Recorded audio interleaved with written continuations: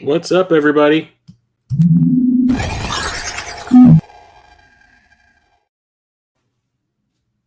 What is going on, everyone? Chris of Midlife Crisis Media here. Welcome to the next Film Collection 2024 live stream. Today I'm talking about all of the standalone Blu-Rays in my physical media collection that begin with the letters L and M.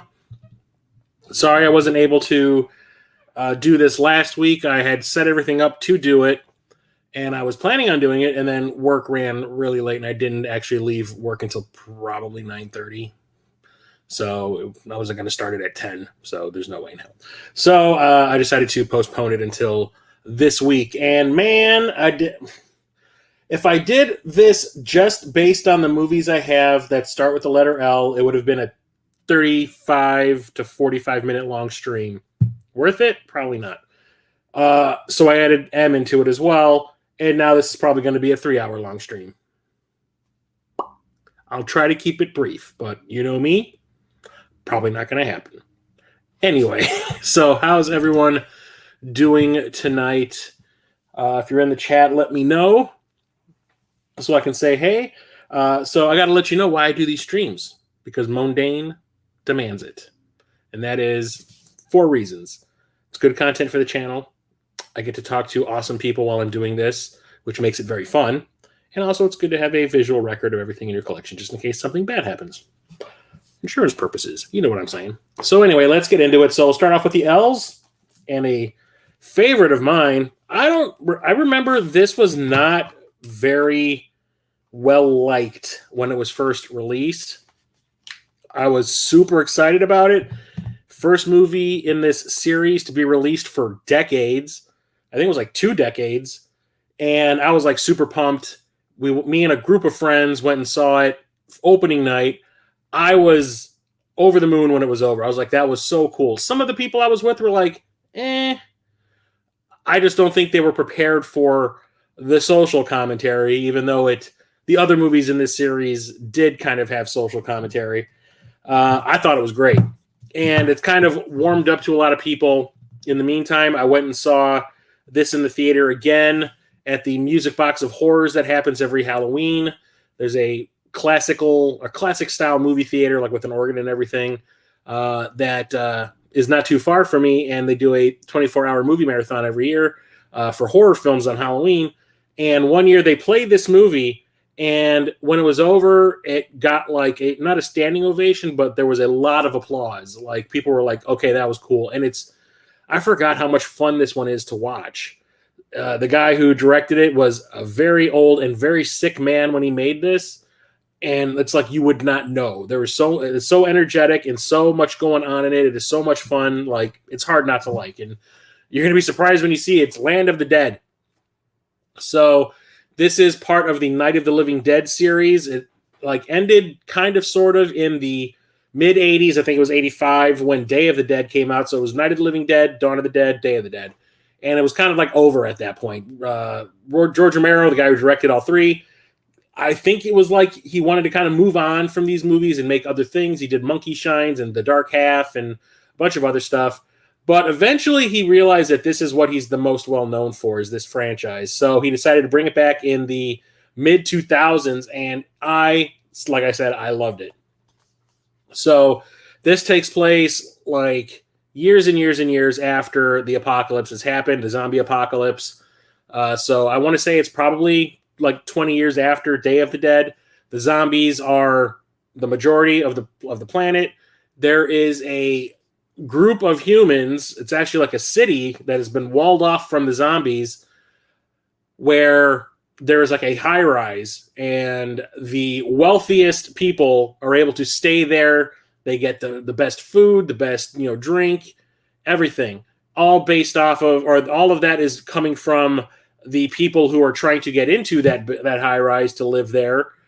They go out and do scouting missions and find all of the supplies that are left out in the world that they bring back to this town, which I think they called like Settlers Green or something like that. And one of them gets denied. One of these people who goes out and hunts for the food gets denied, which is John Leguizamo. And he kind of like basically orchestrates the place's demise, starts it off. and the zombies get in. And at the same time, the zombies are evolving. You know, like I said, it's probably been 20 years since the third movie in the series, which this is the fourth. The zombies have evolved, and now they can kind of communicate with each other. There's one that they kind of like refer to as Big Daddy, and he kind of has started like communicating verbally with the zombies, not flat out talking, but like the moans and the groans and all that. Like, I guess when you have like a certain, I don't know how to put it. It's like when he puts an emphasis on a certain thing, the other zombies kind of react like he's telling them, go over there. And you'll see them kind of go like, all right, and just kind of go over there. He ends up like leading these zombies to that Settlers Green, or Fiddler's Green. That's it, Fiddler's Green. He ends up leading them there, and it just turns into a bloodbath. And it is so much fun. I really like the characters in this. It has not Jake Weber, Simon Baker, who was on some TV show in the mid-2000s that was kind of popular toward the end of the 2000s that I remember seeing. Dennis Hopper is the guy who runs the high-rise. He's like the top dog there. And John Leguizamo is like his personal runner who goes out into the world and looks for all of the consumables that the rich are eating. It also has Asia Argento, who is Dario Argento's daughter, who's now a director, but she was dabbling in acting back in the early mid-2000s. She was also in Triple X. Robert Joy, who you've probably seen in 5 million movies.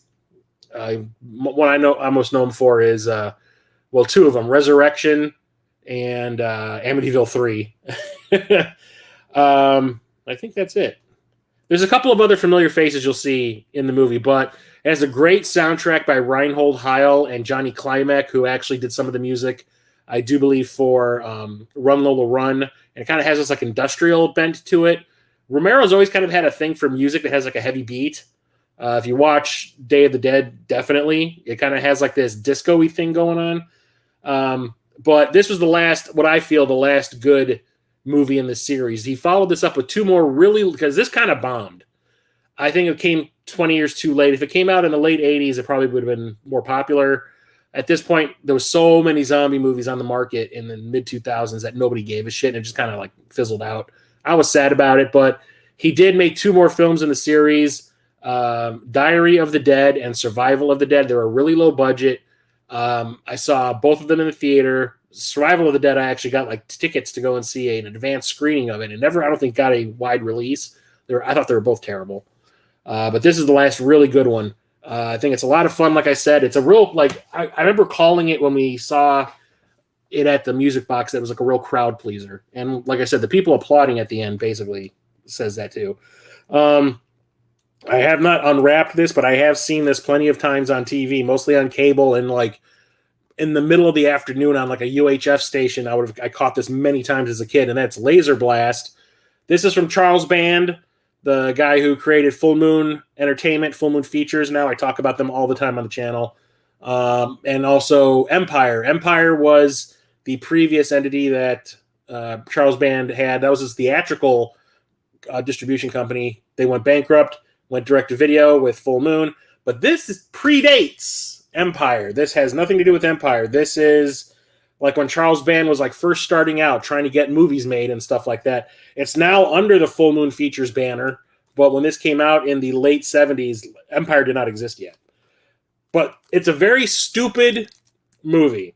I'm going to tell you right out. It's beyond dumb. The whole idea of this is there's like this loner kid who's always being beat up. I think they tried their hardest to make him look like Luke Skywalker. And he finds a crashed alien ship, and he finds a laser gun in the ship. And it like attaches to your arm. But when he attaches it to his arm, it starts to make him really aggressive, and it slowly starts to turn him into like a monster. And you can see like how he looks kind of demented on the cover. That's like at the halfway point. By the end, he's green, and his eyes are bulging out of his head a little bit. And he goes like on a killing spree with his laser gun. He just kind of goes around, just starts shooting anyone he sees. He starts off with the people that bully him and all that, and then all the other people that he has problems with, and then he just starts going on a killing spree. It is not good. It is really, really bad. Roddy McDowell is in it in like a small part. I don't remember exactly who he was. I just remember that he was in it. But it is stupid, it is silly, and it's also kind of a lot of fun because it is so bad. It's one of those, it's so bad, it's good. It's really badly made, too. It's shot really bad. or it's shot in like a really cheap looking way. But David Allen, who did like the stop motion effects for Gumby and the Pillsbury Doughboy commercials from the 80s, did the special effects for this movie, the stop motion effects of the aliens. And it's probably the best thing in the movie are the stop motion effects. And he ended up doing a lot of work with Charles Band. He ended up doing the stop motion effects for like, what was it? Puppet Master, Subspecies, Dr. Mordred, all of them. I need to watch this again. I saw this when Netflix was still renting out discs. I remember this was one of the first movies I got from them. And that's the last time I watched it also. And I remember I bought a copy of it right after I saw it through Netflix. I was like, I need to own this movie. And that's The Last King of Scotland. This has James McAvoy and Forrest Whitaker. Forrest Whitaker plays, what's his name? Idi Amin. And James McAvoy's character is hired to become Idi Amin's like personal doctor, and he sees all the effed up stuff that Idi Amin was doing. So it's kind of like a biopic, a little bit overly dramatized, obviously, but it's really screwed up. But I remember really liking it, and I thought it was fantastically acted, especially. So that's why I picked up a copy of it. But I could not tell you events from it because, like I said, the last time I saw it was 2008, like when it first came out on home video. Next up, we have Last Samurai, the Tom Cruise saves all of Japan movie. Edward Zwick directed this, and he always makes these movies where it's like the white dude saves another culture for some reason. He did this. He did Blood Diamond. Yeah, it's kind of annoying that those are the movies he gravitates towards, but it's actually a pretty good movie. So Tom Cruise plays a soldier who is, I think he's kicked out of the military in this, and he gets taken in by this Japanese town, and they teach him the ways of the sword and all that kind of stuff. And then when the military comes back at the end to take over the land, Tom Cruise helps to annihilate them all so the Japanese can keep on doing what they're doing. It's actually pretty good. This is the movie that Tom Cruise had dental surgery to fix his teeth so he would not look silly in it anymore. This is awesome. The Last Stand. This is like Schwarzenegger's big movie after he stepped down from being the governor. I think this was the first big one that he did.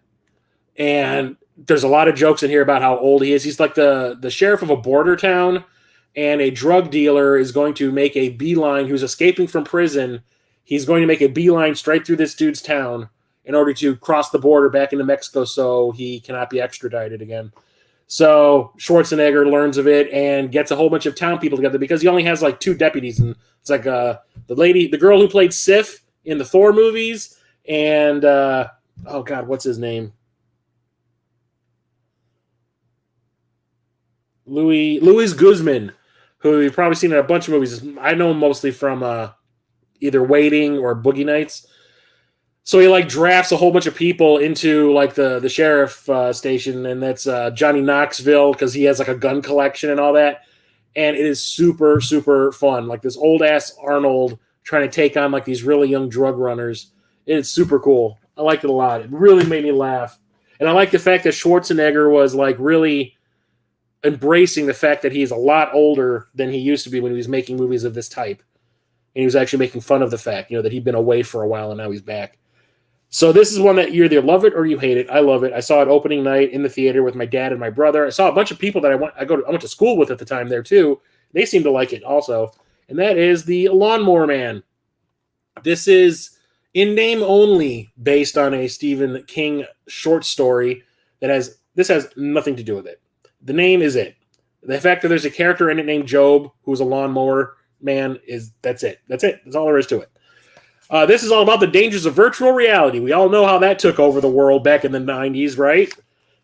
So Jeff Fahey plays this mentally handicapped lawnmower he's partners with another guy, go around mowing lawns in the neighborhood.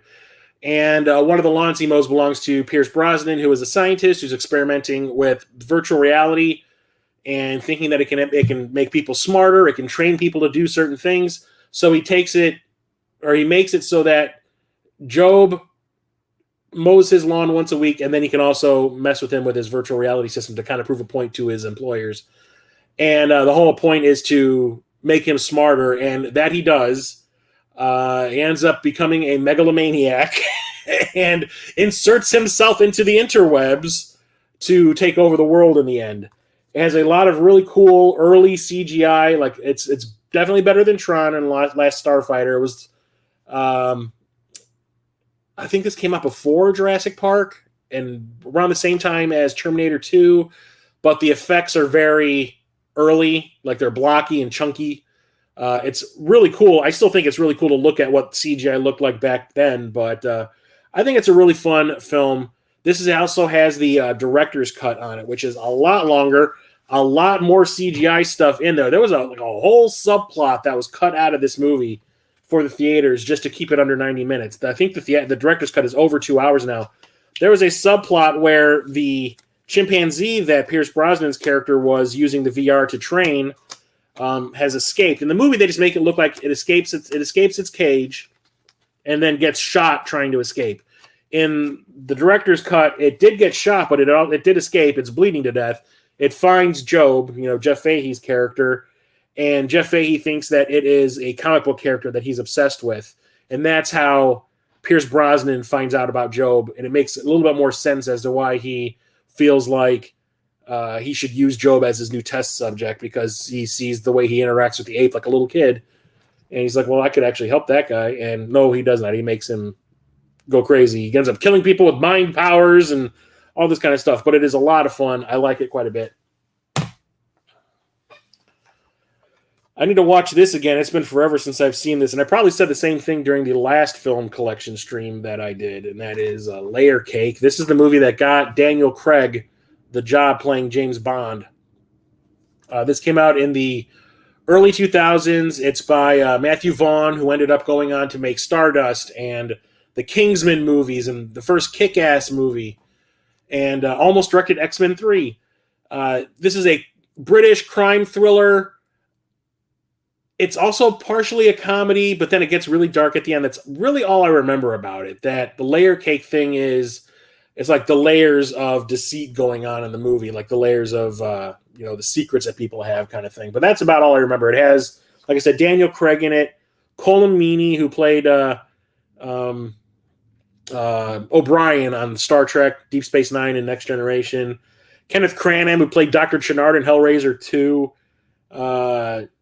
Trying to think, Sienna Miller, who was in the first G.I. Joe movie, she played Baroness, and Michael Gambon, who played Dumbledore in Harry Potter 3 through 7 Part 2. I need to watch it again. Like I said, it's been forever since I have seen it. And I did watch a retrospective of that by Calvin Dyson, who owns the James Bond YouTube channel that I watch all the time. And he does like retrospectives of all the Bond movies and all that. And he does like Bond adjacent things. He likes to review movies that have Bond actors in it and things that are spy related. And he did a review of that. And I remember he saying that it was kind of, What's up, Cap? How's it going? I just reviewed a movie related to this on my Letterboxd account.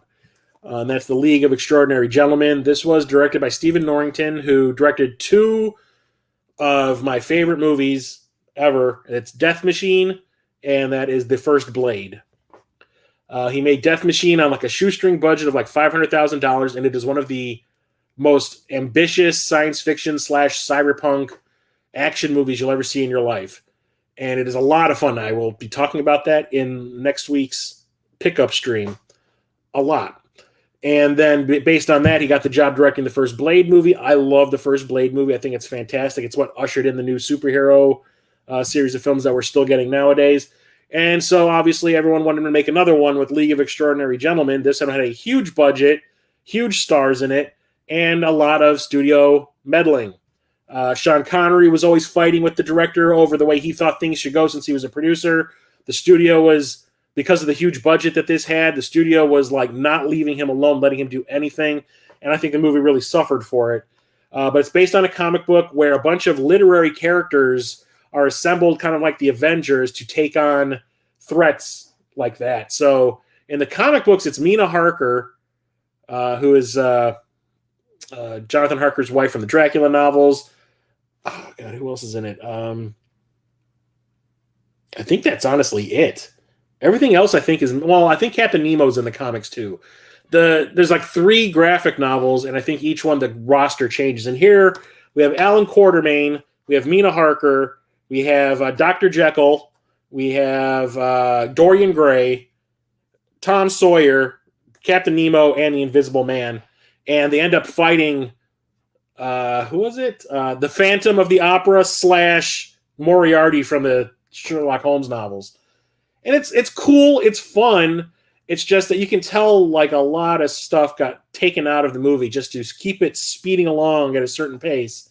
And that's all the studio meddling. And after that, basically beating up that Stephen Norrington got from the company and Sean Connery, he retired from movie making entirely. He just said, I don't want to direct movies anymore. This movie soured the whole experience for me. So he has not directed a movie since, which I think is a goddamn shame. About a month ago, GameCon, hell yeah. I have definitely been watching The Acolyte. That last episode was freaking fantastic. I've liked all the episodes. I don't know what everyone's bitching about. Stupid neckbeards complaining about characters like women in movies and shit. I don't care. It's fantastic. Next up, we have The Legend of Billie Jean, talking about a powerful woman. That's Supergirl. This was one of those movies that was on cable every single day when I was a kid, and I would watch it every single day it was on. It's very complicated. Basically, a Billie Jean here, played by Helen Slater, right after she did Supergirl, by the way. Trailer park, her brother's Christian Slater in the movie. They're not related in real life. Owns a scooter. A bunch of the rich kids in town steal it, trash it. Billie Jean goes into town to talk to the dude's dad, who trashed the motorcycle, to get the money back for it.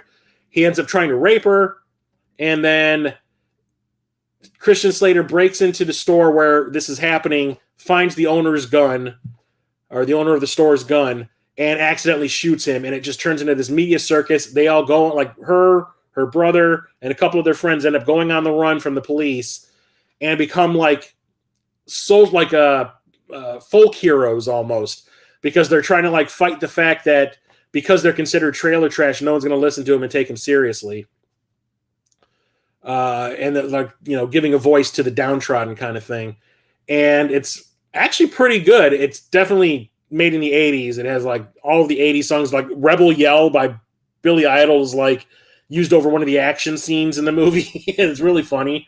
I really like it though. It's a teen movie, but it actually is saying something, which I think is still pretty cool. So had to get that. This is the Fair is Fair edition, which Fair is Fair is something that she's always saying in the movie. Can't wait for the next episode. Yeah, I think it's fantastic. I love, at first it felt like The Acolyte felt like a, what do you want to call it? Like a CSI or a Law and Order type show where it was like an investigation, and then it kind of flip-flopped, and now it's like straight up action. And I still kind of, I knew that dude was the guy training, what's her name? May, the dude from The Good Place. I was like, there's no reason why this character went with her on that mission at the end of the last 2 episodes if he wasn't the bad guy. So, but those action scenes in that last episode were fantastic. That choreography was amazing. I gasped a couple times when certain things happened. Here's one of my favorite haunted house movies. That is Legend of Hell House. This was made, I do believe, in the 70s, I want to say. Roddy McDowall is in this. He's basically the only star that I remember. But a bunch of psychics and paranormal researchers go to this haunted house to try to exorcise it. And a lot of messed up stuff happens. There's some really cool, like really, they're cheesy now, but back in the day I can imagine people have been kind of freaked out by them, effects and stuff. The reason why the place is haunted is really kind of cool. The lengths that these people go to try to exorcise the house is rad, but the best part about it is it's actually kind of scary.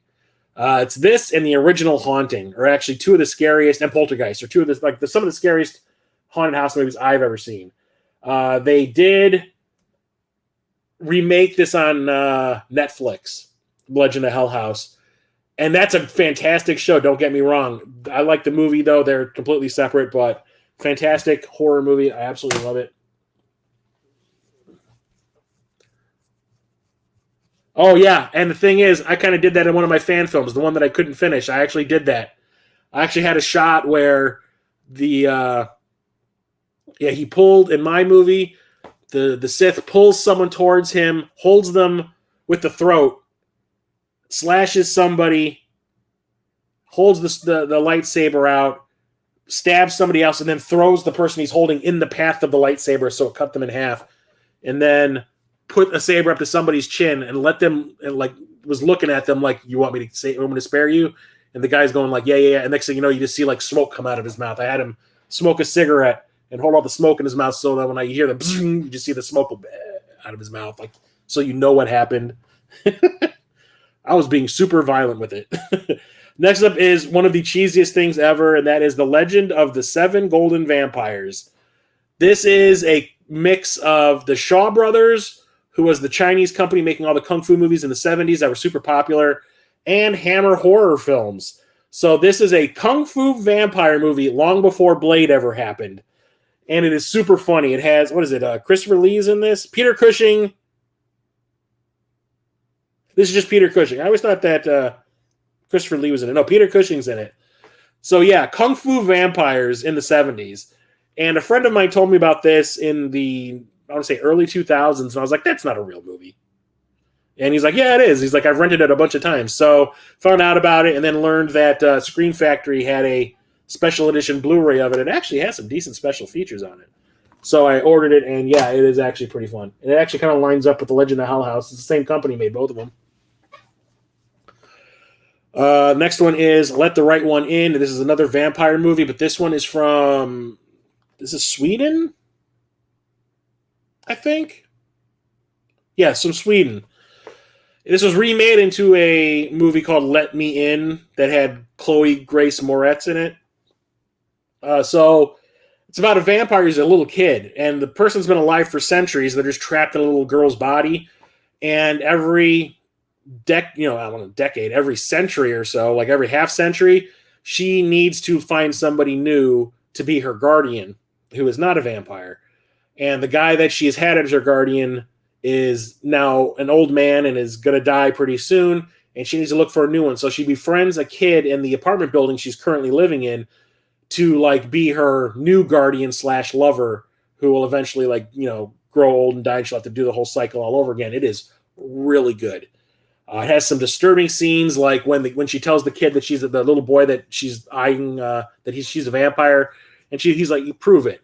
And she goes, "Well, we can't enter." She's standing on the hallway of his apartment, and he's like, "Come in." And she's like, "I can't. I'm a vampire." And he's like, "You can come in." And she goes, "Okay, you want to see it? Here we go." And she walks in the door, and she takes 2 steps in, and she stops, and she looks like she's having a seizure. Next thing you know, just blood starts pouring out of underneath her hair, just down her face. He's like, "Oh no, get out."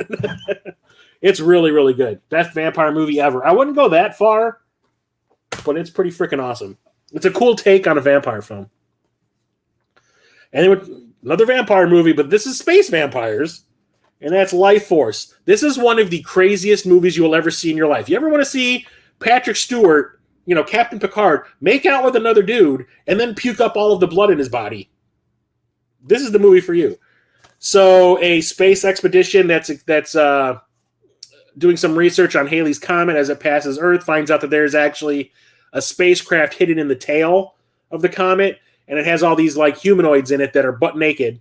They take them back to Earth to examine. Turns out they're space vampires. They don't suck your blood. They suck the energy out of your body. And when it happens, it's really cool looking.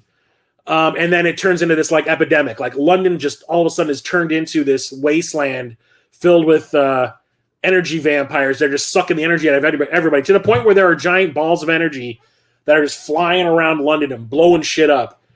And then one of the astronauts who finds himself connected to the lead vampire, female, who is naked this entire freaking movie. We're talking everything. Every time you see her, it's there. Is one of the only people who can stop her, and it is really, really cool. The guy who directed Poltergeist and the original Texas Chainsaw Massacre did this, and this was the first movie that Tobe Hooper, the director, did with Canon. I talked about this on the last stream I did, I think. I talked about it somewhere in the stream. I don't remember which one. That Tobe Hooper had a agreement with Canon Films. They wanted to get Toby Hooper to make 3 movies with them, and the stipulations that one of those movies had to be a sequel to Texas Chainsaw Massacre. So the movies that he made were Life Force, then he made Texas Chainsaw Massacre 2, then he made the remake of Invaders from Mars. All of those movies bombed. And it basically bankrupted Canon Films. They were doing like Masters of the Universe at the same time.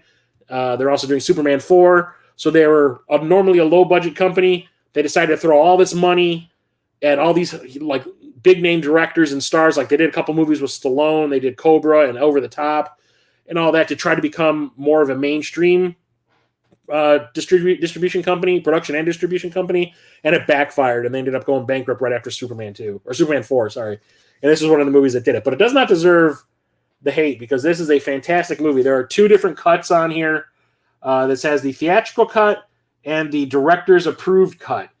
Do not watch the theatrical cut. It has all of the story taken out.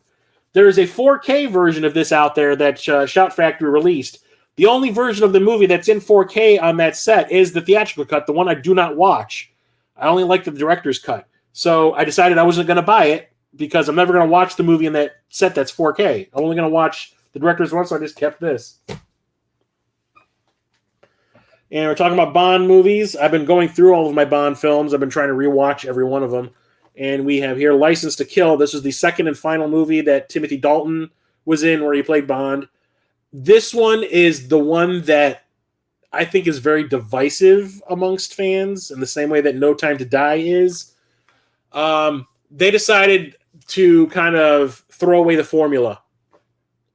Do I know how many Blu-rays I have? Let me go get my phone. I can tell you right now. I'll be right back, everybody.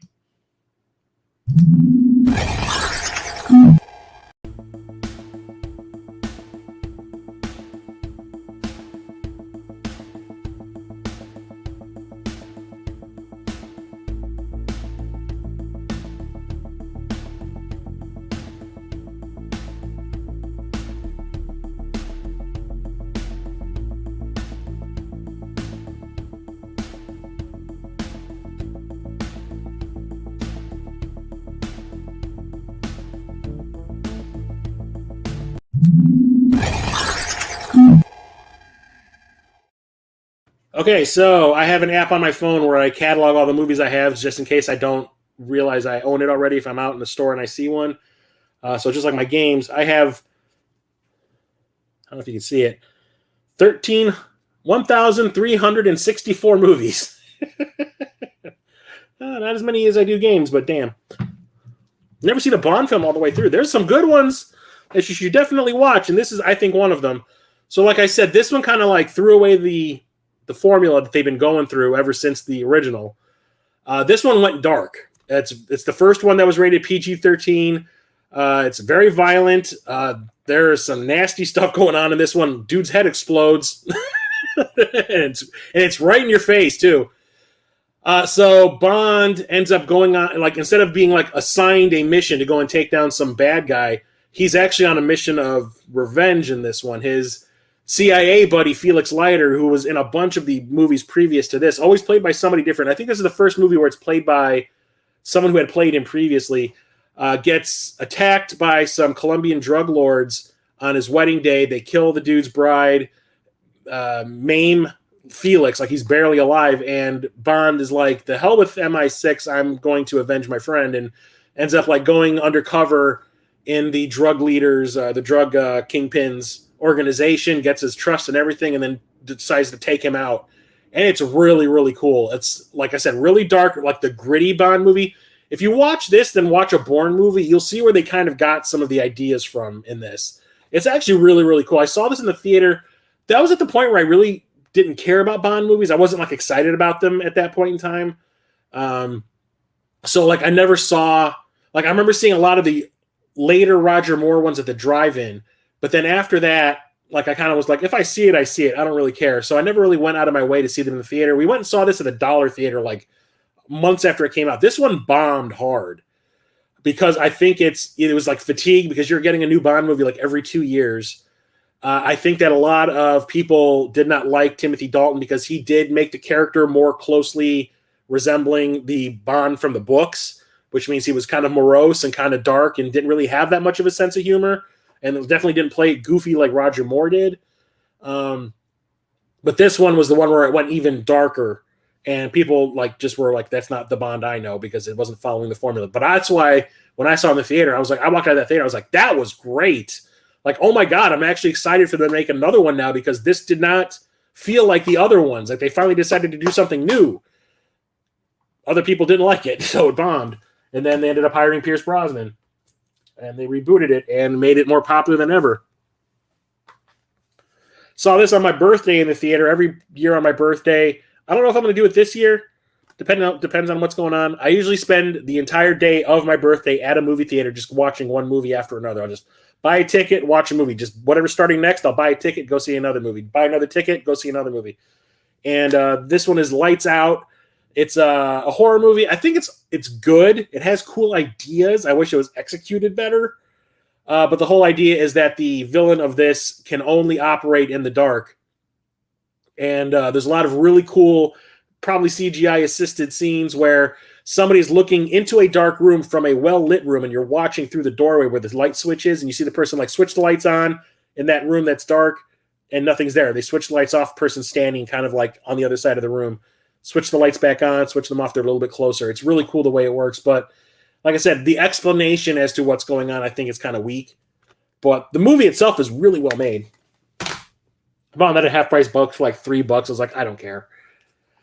This is probably the first 3D movie I bought on Blu-ray. First 3D Blu-ray I bought. And the only reason I bought it was because it was super cheap at half-price books.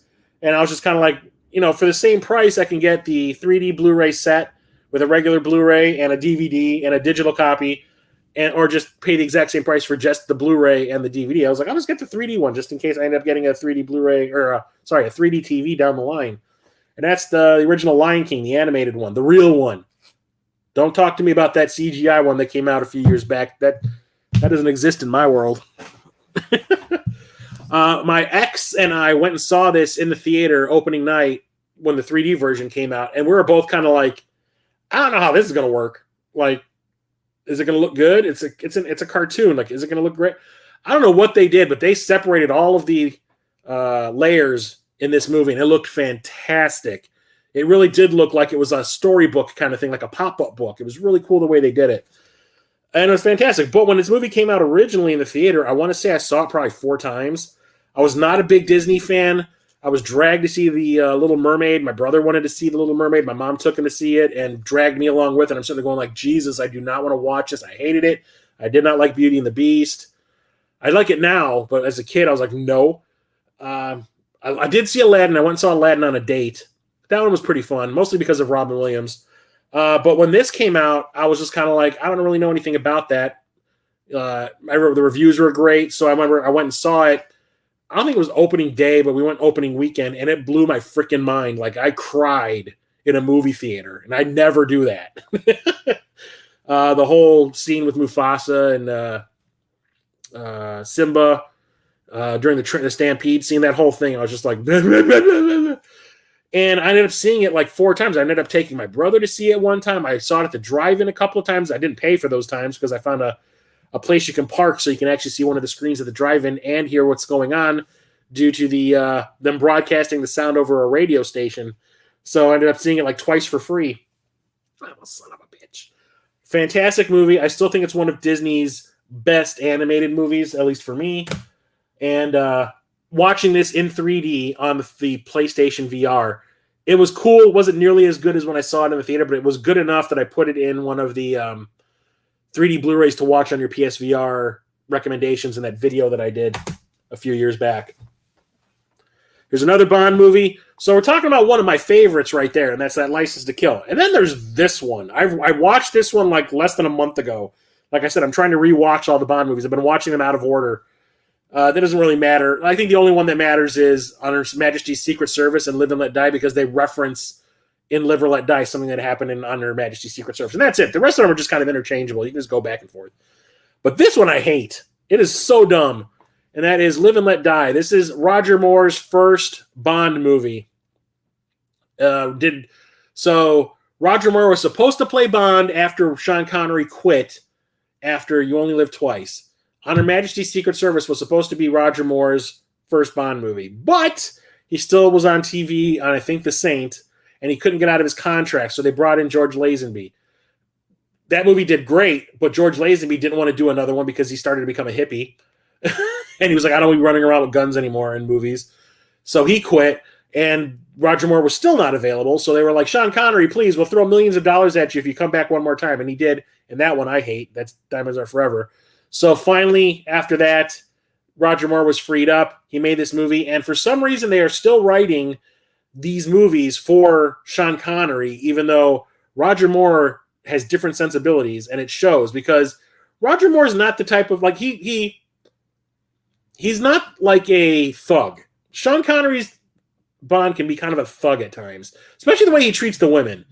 When you see some of the later Bond movies with Moore in it, he's not like a rough person with women. In this one, he's acting like a thug with women. In the next one after this, Man with the Golden Gun, he slaps a woman around a lot in that one too. And it's like, that does not feel right. But this one takes place in Louisiana. It has to do with voodoo and a drug runner.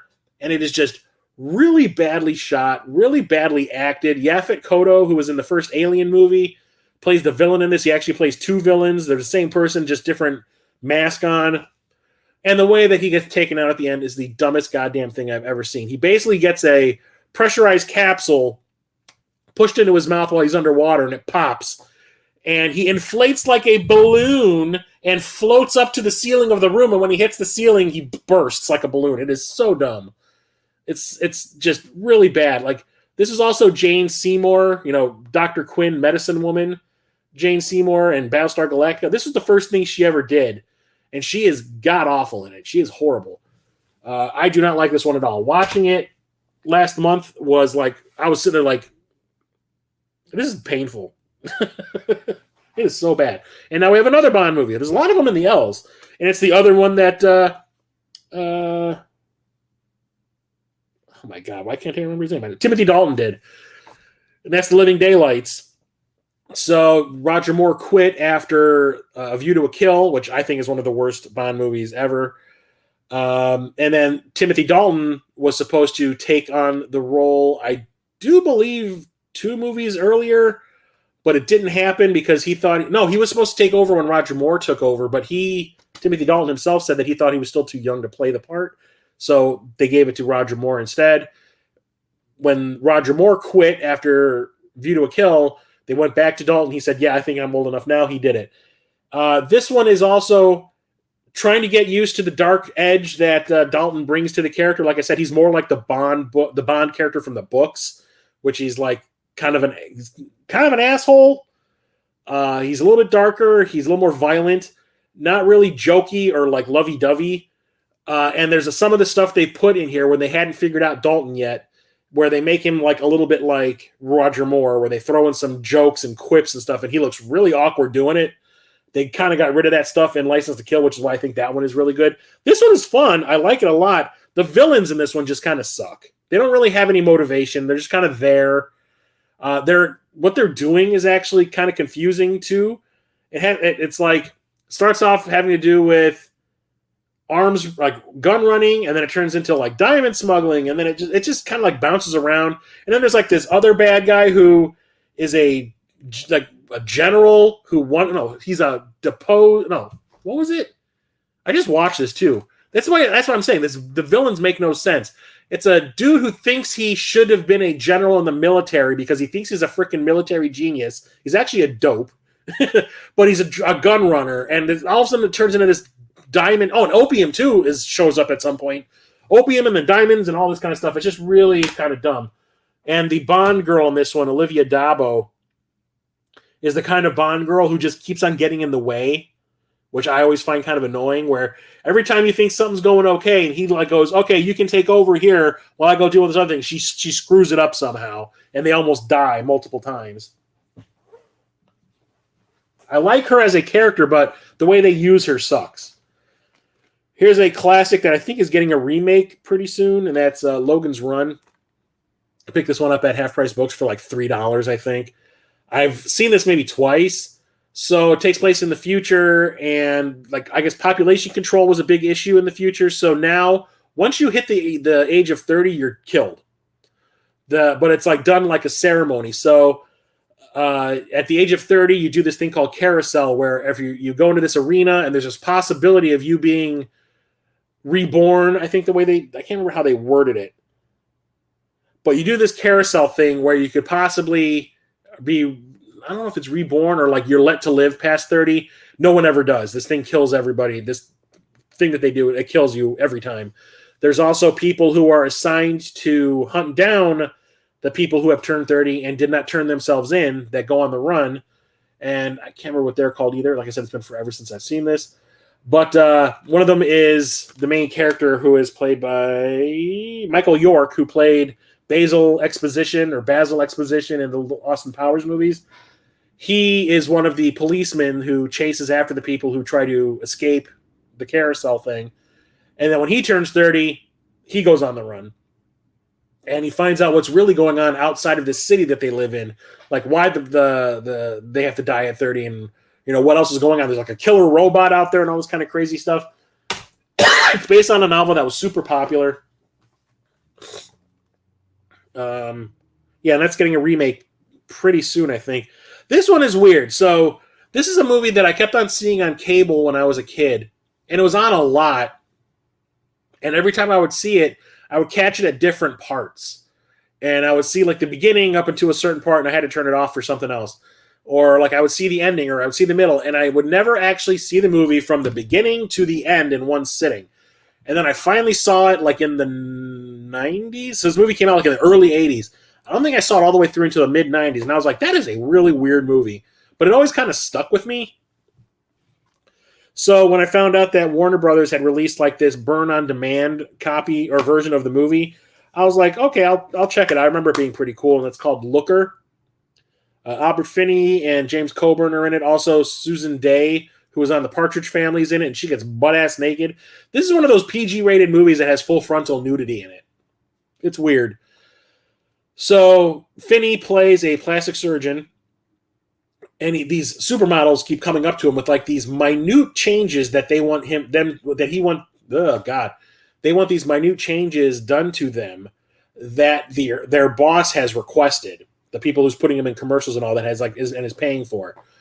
So he does like these really kind of minute surgeries to make them quote unquote perfect.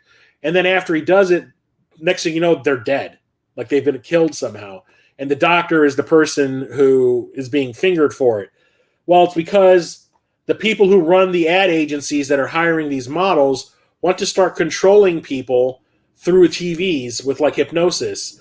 So they want the women to look absolutely perfect so you will not take your eyes off of them in the commercials. And then while you're staring them in the eyes, they hypnotize you to buy their products.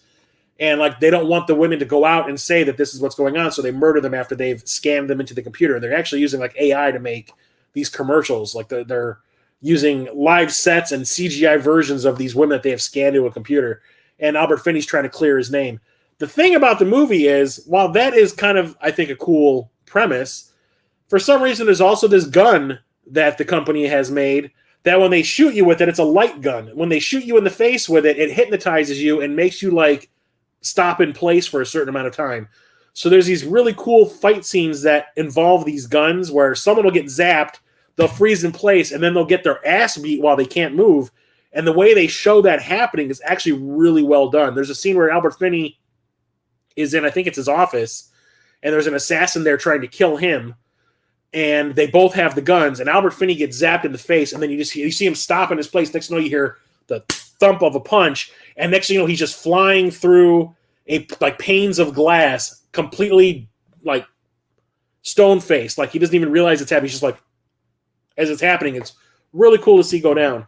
And the effect of them shooting it is really cool too.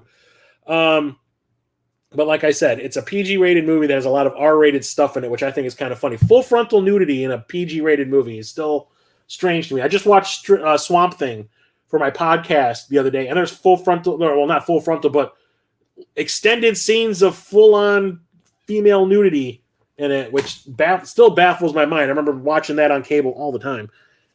Oh, and the thing is, the guy who directed Looker is Michael Crichton, the guy who wrote Jurassic Park. He actually dabbled in directing in the 70s. He did Westworld, he did Looker, he did Coma, and he did Runaway with Tom Selleck. Runaway is one of those movies I need to get on Blu-ray. Next up is, I got stories about this. And that's Lord of Illusions. This is the third movie Clive Barker directed, and then after this he quit because it bombed really hard. So, huge Clive Barker fan. I absolutely love the first two Hellraiser movies. The first one he wrote and directed, and it's based on a book of his called Hellbound Heart, which I love. It's my favorite book of all time. Absolutely love the first Hellraiser. He produced the second one and kind of wrote the screenplay a little bit, but then he made Nightbreed, which is based off his book Cabal, which was really cool, but got cut up by the production company. They edited the shit out of it. At least now we have a director's cut version of it on home video we can watch to see what he was originally planning to do, which is 10 times better. And then we have this. This is based on one of his books called The Great and Secret Show. And it has to do with like magic and illusions and the end of the world kind of scenario. And when I first saw this in the theater, I don't know what I was expecting it to be. I don't know how high. My expectations were pretty high for some reason. When we saw this in the theater, when it was over, I looked at my friends and I was like, that was a piece of shit. And they're all like, what are you talking about? I'm like, that was pretty cool. I'm like, no, I hated that. Was garbage. I'm like, I hated that.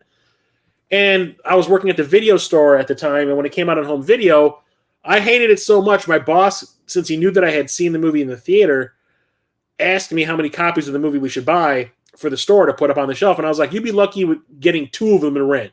Buy 2 copies. That's all you need. And he did.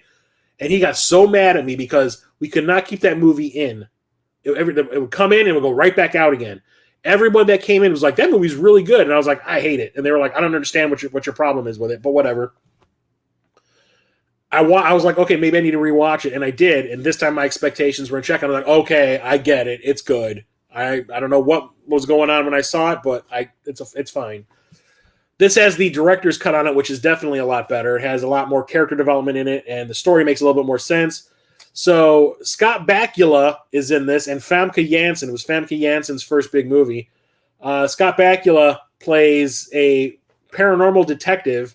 He always gets called in for exorcisms and stuff. He's kind of like Constantine. And he ends up being asked to tail this magician named Swan, who ends up dying during one of his shows. He gets like stabbed with these swords he's supposed to be avoiding. And turns out that Swan was a part of a cult back in the day that were like wanting the end of the world to come about. The leader of the cult was kind of like this David Koresh guy, but he knew magic. And they ended up, all the people in the cult turned, like a bunch of people in the cult turned on him and basically bound him magically and buried him alive in the desert. And a bunch of the other people from the cult are now trying to revive him and bring him back. And the end of the world is going to come because of this. And it's really, really cool because Bakula's character gets involved. Swan's now ex-wife, because he's dead in the movie, is Famke Janssen. She ends up falling in love with him. And she ends up being involved with the cult somehow. And I'm not going to spoil it, but it's actually really, really cool. And I don't know what my thought process was when I saw this in the theater, but I was like, I was an idiot. It's actually pretty rad. Saw that at the Music Box of Horrors too, but they only showed the theatrical version, which is not great. I need to watch this again as well. That is The Losers. This is based off of a comic book, like a graphic novel or something. It's not superheroes or anything like that. It's like a funny action crime comedy. I just said comedy twice, basically. It's like a crime caper action comedy sort of thing. And it's one of those movies where Chris Evans is in yet another comic book movie. He did the 2 Fantastic Four movies. He did Scott Pilgrim versus the World. He did this, and then he did all the Marvel movies too. It's like he could not get out of making comic book movies ever. And it's like a bunch of assassins, and I think they're just like mercenaries for hire.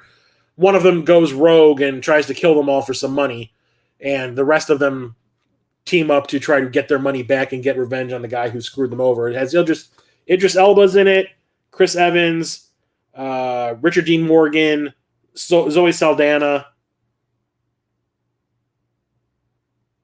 Chris Evans, Idris Elba, Columbus Short, Jason Patrick, I think, plays one of the villains in it. I remember I saw it in the theater opening night. It was super fun. Bought it on Blu-ray, and I still haven't watched it since. So I've only seen it the one time. This was promised in Grindhouse. This is one of the fake trailers that they released in Grindhouse. What was it? Don't Thanksgiving and this. That's Machete. The trailer in the movie was basically Danny Trejo just doing a bunch of really silly action movie things like jumping a motorcycle through a fireball, making out with a bunch of women in the water, and just basically like killing people with his machete. And I remember going like, I would watch a movie about that. I would watch a movie about that like 30 times a day if it was real. And then a couple of years later, it did become a reality.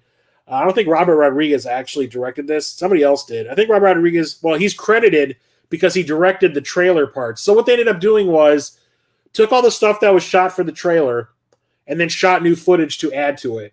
So there's some scenes where people have one hairstyle, and then the next scene they have a totally different hairstyle because it's either the new footage or this footage that was shot like 2 years earlier for the Grindhouse trailer. And there's a couple of scenes where you can tell it's body doubles, like Danny Trejo wasn't available. Jessica Alba's in this, and she's definitely not going to do a full-on nude scene. And there's a scene where she's supposed to be making out with Machete in the water, and you can tell they only show the actress from the neck down, so you cannot see that it's not Jessica Alba and all that. But it's just a really stupid, cheesy, grindhousey action movie that's a lot of fun. And they ended up making a sequel to this, Machete Kills, and there's supposed to be another one like Machete in Space or something that they still haven't made yet. But Danny Trejo's getting pretty up there in years. I don't know if he's up for that anymore.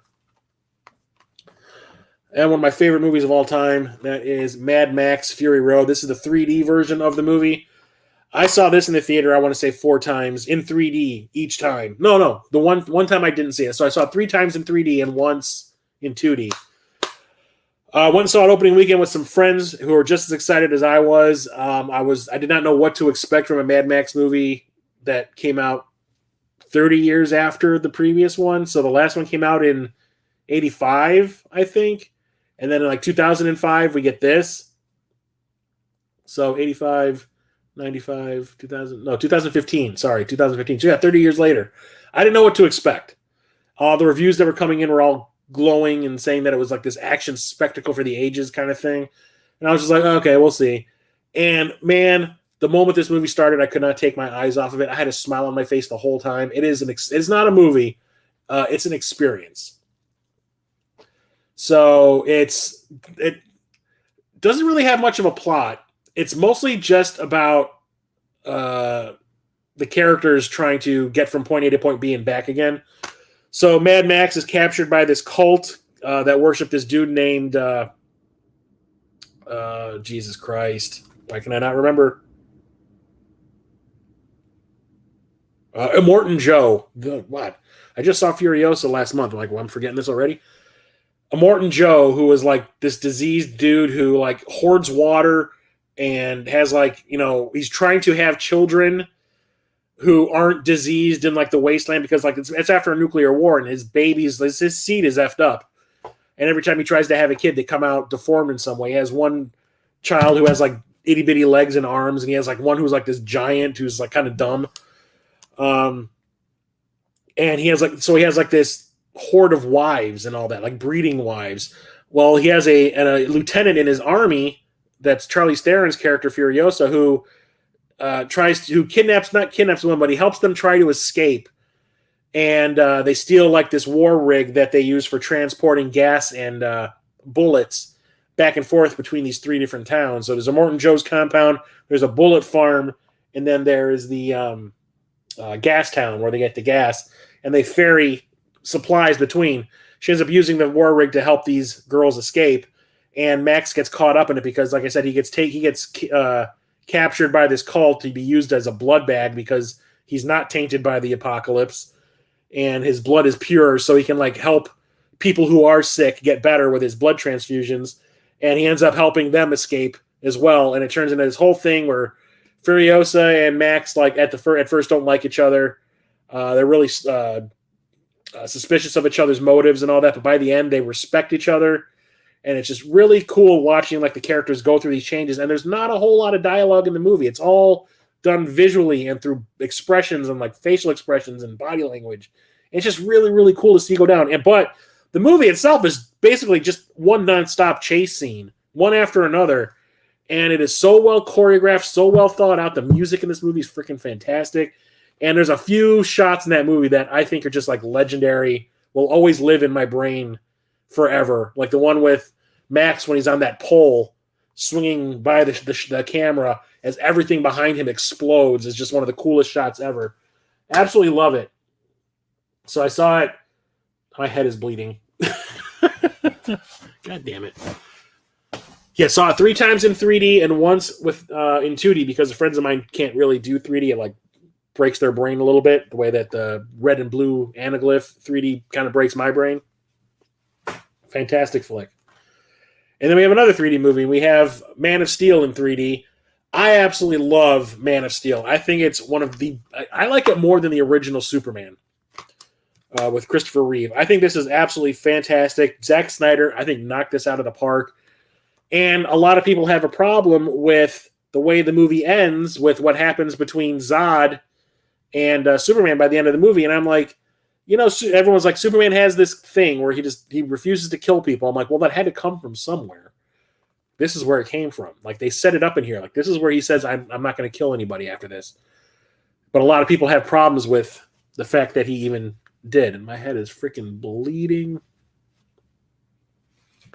And when I shave my head, I'm using a brand new Bic razor, and it freaking slashed me open at least 3 different places. But Henry Cavill is absolutely perfect as Clark Kent and Superman. It's fantastic. I love Amy Adams as Lois Lane. She's not like this little damsel in distress. Like, there's a scene where she's been captured by Zod and his soldiers, and she picks up a gun and starts blowing them all away and shooting them trying to escape. It's great. Absolutely love it. It does go a little overboard in the end, I will say. The big fight between Zod and Superman at the end is a little overboard. It is just like, let's just destroy everything in Metropolis. Why not? Kind of thing. But where it ends up, I think, is fantastic. It has a fantastic score by Hans Zimmer. I love the new theme for Superman that they came up with for this. I actually have blood stains on the side of my head from this. There we go. Here's another Bond movie. So here's another shitty one. So I was talking about Live or Let Die being Roger Moore's first Bond movie. Well, this is Roger Moore's second Bond movie, and that's The Man with the Golden Gun. And they still hadn't quite figured out how to write for Roger Moore's sensibilities yet. They were still writing him, or writing Bond like he's Sean Connery, where he gets a little rough with the ladies. Like I said, he smacks a woman around in this one a lot. Even almost breaks one of their arms to try to get some information out of her. I was like, Bond doesn't, like, if you've seen the later movies, Roger Moore's character never does that kind of stuff. But this one has Christopher Lee as the villain who owns like an island in Thailand where he like lures hitmen to kill them because he thinks he's the top hitman in the world, and he keeps inviting all these other hitmen who are like top rated to his island so he can like play games with them and kill them and all that. And Bond is like the new target, but also for some reason he's building this big solar powered ray gun thing. They never tell you why. He just is. And it's really stupid. It is so bad. I hate this one so much. And they really go for over-the-top comedy in this one for some reason. Like, I understand them trying to lighten it up from how dark Live and Let Die was. And in this one, there's a scene where Roger Moore's Bond he's trying to cross a bridge in a car, but the bridge is broken in half and kind of is twisted. It looks like somebody ran into it with like a really big yacht or something. And the bridge, which is normally straight, is now like, it kind of starts normal, and then toward the center, it kind of twists like this, and there's nothing in the middle. So he drives his car on there super fast and flips it across the gap in the bridge, and the car flips in midair and lands back down. And when they do that, there's this like slide whistle that goes whoop, and just ruins the movie. And they bring back that stupid Culpepper character, that stupid racist sheriff character that keeps on calling Roger Moore boy. It is so bad. I cannot stand that. Live and Let Die and Live and Let Die and Man with the Golden Gun I hate. Actually, there's a lot of movies that Roger Moore did that I do not like, but whatever. Next up, we have the pre-Silence of the Lambs movie, and that is Manhunter. This was remade decades later as Red Dragon. Red Dragon was the name of the book this movie was based on, but Red Dragon, there was a movie that was just released with Mickey Rourke in it called Year of the Dragon. And I do believe they were planning on calling this Red Dragon, but they're like, no, we don't want to call it that. Everyone's going to mistake it for Year of the Dragon. We'll call it something else, and they ended up calling it Manhunter. Hannibal Lecter is in this. If you've seen Red Dragon, you know what to expect. This was also turned into the Hannibal TV show. It was just expanded upon. The whole idea is there's this investigator named Will Graham who has this knack for getting in the mindset of the killers he's trying to hunt down, like serial killers he's hunting down, to the point where he can't really get his mind back out of it once he catches them. Like, he still thinks like them, and it's really affecting his home life. Like, his wife is scared of him a lot of the time. He's trying. I think at one point he almost hurt his son. So he's kind of retired because it's, you know, he can't get out of that mindset, and he's gonna hurt somebody at some point. So he's retired, but he's brought out of retirement to hunt down this guy called the Tooth Fairy. And in order to get in the mindset again, he goes and talks to Hannibal Lecter, who he previously had caught and imprisoned, in order to get back in the mindset that he was in when he caught Hannibal Lecter. And Hannibal Lecter ends up like screwing him over big time, and it's really, really good. I love this one a lot. It has a great soundtrack. Visually, it's really interesting. What's his name? William Peterson, who was the lead on the original CSI show for a decade, plays Will Graham in this. Hannibal Lecter is actually played by what's his name? Brian Cox, who played Stryker in X-Men 2. And he's really good in it. He is really good. He plays it a lot differently. He plays him like a really charming psychopath instead of like just trying to be creepy all the time like Anthony Hopkins did. Like always trying to like stare you down and get like creep you out. This guy's like really charming. He tries to like talk you into doing things while he's being charming. And that's kind of like what the whole or what he does when he tries to screw Graham over. He does that kind of shit. Joan Allen is in this as well. Dennis Farina, Stephen Lang, who's the villain in the Avatar movies. Tom Noonan plays the villain. He plays the Tooth Fairy. But Stephen Lang, who plays the villain in the Avatar movies, he plays this really slimy like reporter for the Inquirer who's always going after William Peterson's character. And it's like really funny to watch him play someone like slimy and greasy and gross, and then seeing him play like a badass in the Avatar movies.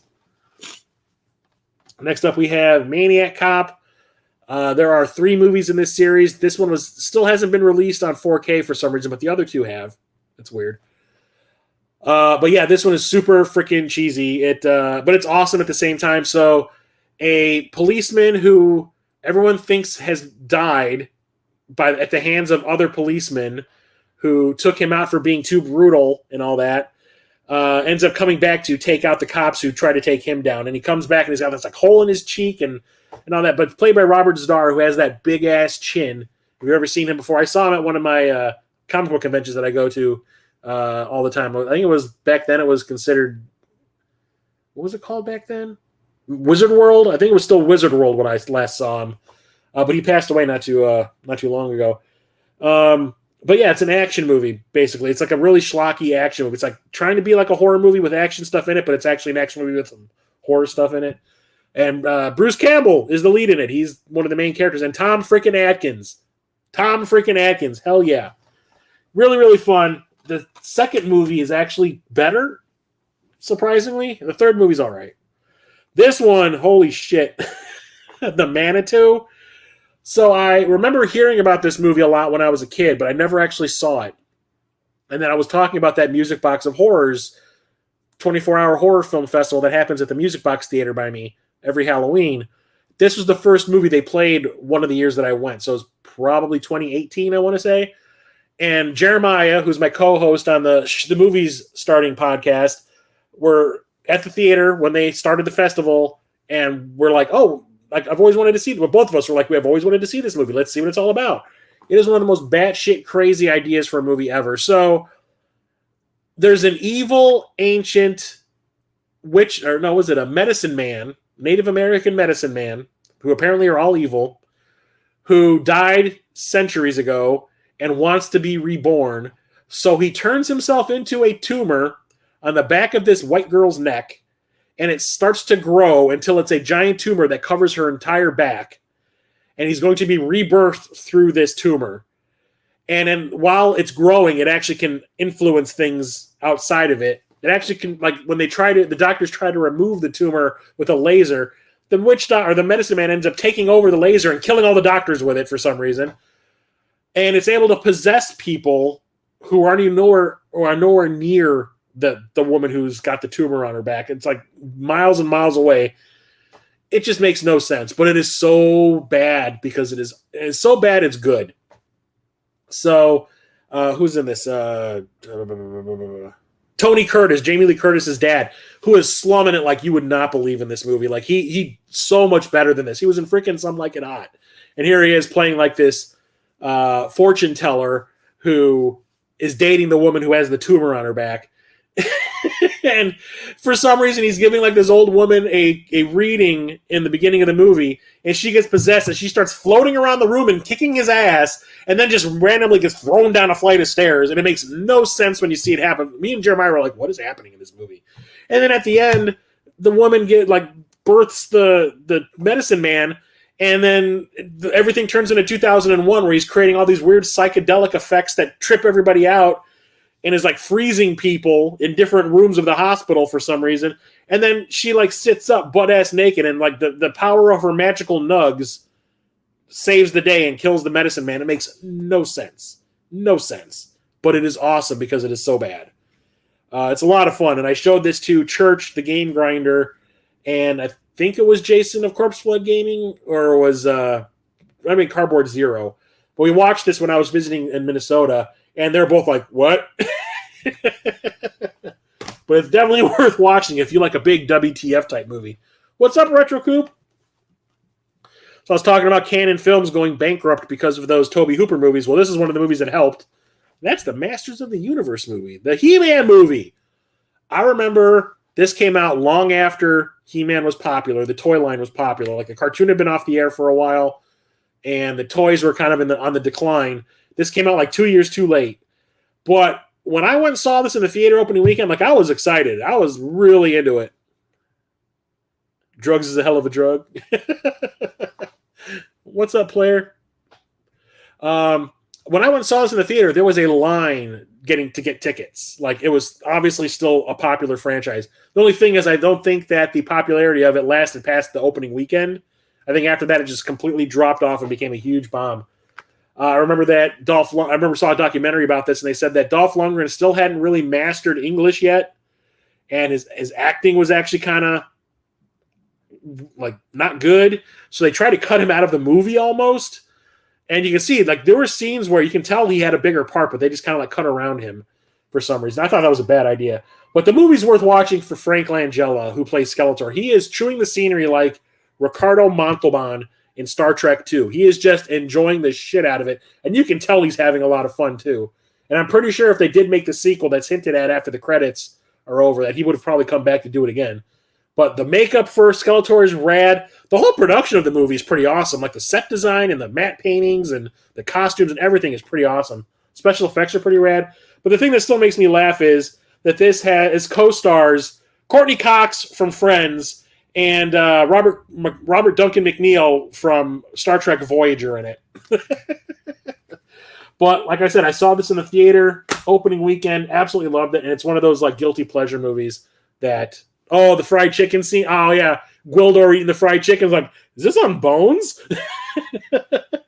Oh, no. Tila's eating it. She's like, oh, look, the food comes on these handy little sticks. And the dad's like, no, those are bones. And she goes, ugh. And then Gwildor's eating the rib, and he goes, well, it tasted good. The He-Man movie confused you as a 5-year-old? I can see that. This one I love. I remember catching bits and pieces of this on cable as a kid, but like I've always said, there was not allowed to watch like R-rated, especially horror movies. Action movies were fine. Science fiction movies were fine, but horror movies, no. But I remember like every once in a while I'd catch parts of this on cable as a kid. I'd be like, oh my God, what is that? And that's Maximum Overdrive. So this is based on a Stephen King short story called Trucks. And this was actually directed by Stephen King. Actually, if you look here where the credits are on this Blu-ray, where it says the movie directed by Stephen King, it should say this movie was written and directed by Cocaine. Cocaine directed this movie, and Stephen King like flatly admits it. He was coked out of his mind while he was making this movie. So a comet passes by Earth, and the side effect of that is all the machines on the planet gain sentience and try to kill the humans.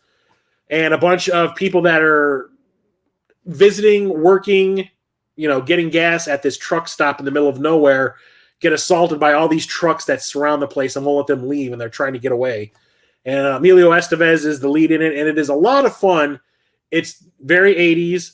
I think one of the funniest things I've ever seen in a movie happens in this, and it's Giancarlo Esposito, the guy who played Gus Fring on Breaking Bad, the villain. This is like one of his first movie roles, and he plays this dude who's in the truck stops arcade when everything starts to go haywire, and all the arcade games start like making weird noises at him and beeping at him. He looks at the arcade games, and it's like he doesn't know what to do. And the only thing he can come up to say is, "Yo, mama."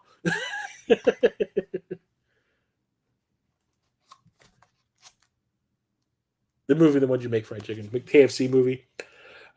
This movie cracks me up, and it is pretty fun, I will admit. Although the weird thing is, how did they get the license for the Green Goblin thing? So the lead truck, and it seems to be leading and bossing around all the other trucks that have assaulted the truck stop, has a Green Goblin face on the front of it. And I know it's to make it look like unique from all the other trucks, which have nothing on them at all.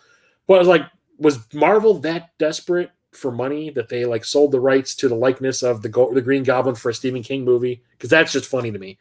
But it's a lot of fun. I like it a lot. It's silly and it's stupid. You were talking about silly and stupid. Holy shit. That's Megaforce. I got this from an Australian distributor called Umbrella. Their stuff is a lot thicker than what we get here in the U.S. Like, you want to compare a U.S. Blu-ray case to that, and it's like almost double the thickness. It's weird. But I previously had a Japanese release of Megaforce, and it was one of the worst things I ever spent money on. The cover art was terrible. It had a decent picture, but the sound was so low I could not hear what was. I had to turn my surround sound system up, and I am not exaggerating this, all the way. I had to have it up to the max, to the point where the readout said max, just to hear what people were saying. That's how bad it was. But this is one of those movies I was on cable every single day when I was a kid, like in the early 80s. It feels like it's supposed to be a G.I. Joe movie before G.I. Joe was a thing.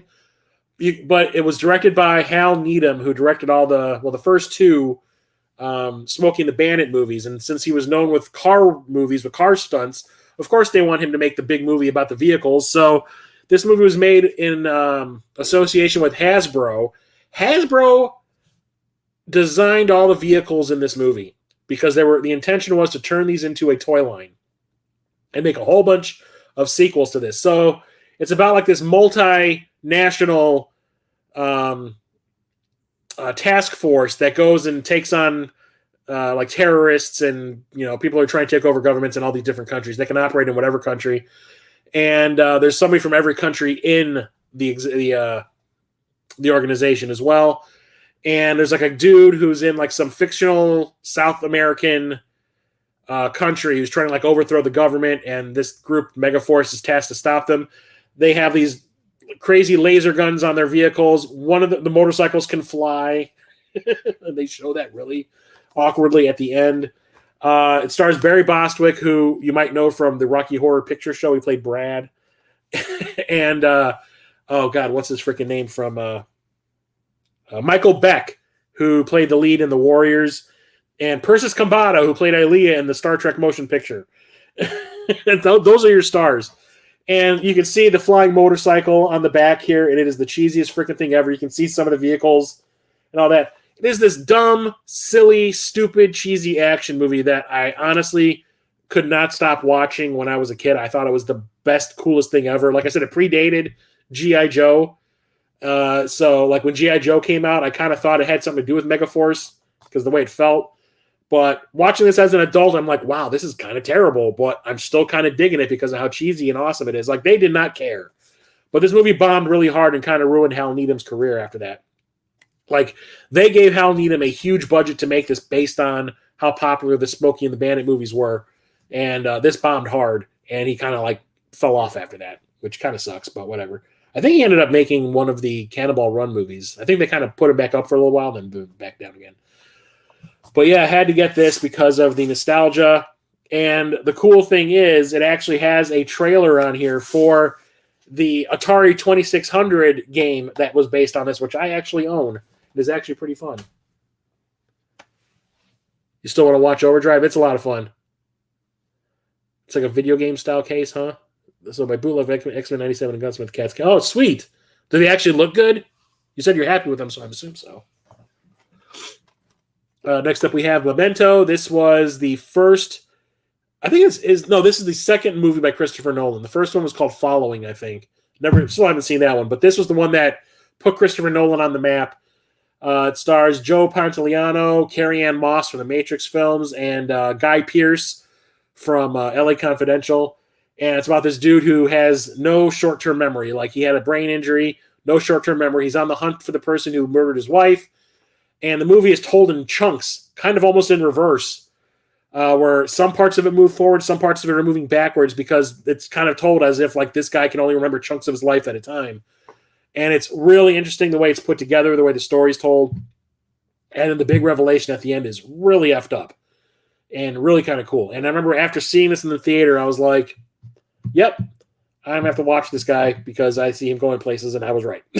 The funny thing is, when I went and saw this in the theater, I saw this in the middle of the afternoon on a weekday. I had the day off from work, so did a friend of mine, and we were like, hey, let's hang out. Went and saw this in the theater. And while I'm sitting there, my brother comes in, who was in school at the time, in college. He was taking like the train into the city to go to film school. And he comes walking in, and we're like, what the hell are you doing here? He's like, what the hell are you doing here? And then as he's talking to us, he's like reaching into his school backpack, and he pulls out KFC. You want to talk about KFC? He pulls out a box of KFC and just starts eating it. We're like, what are you doing? He's like, I sneak food into the movie theater all the time. He's like, they're not going to throw me out for bringing in food. I'm like, well, unless the smell of it gets somebody sick. But yeah, I could hear him crunching away on his freaking chicken tenders while we're watching the damn movie, and it was cracking me up. Awesome movie.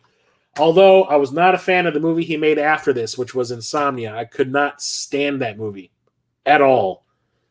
And I was like, okay, well, he got me with that movie, with Memento, and then he let me down with Insomnia. Not on my list anymore. And then he made Batman Begins, and I was like, okay, this guy's the goods. Am I still bleeding? No. Okay, good.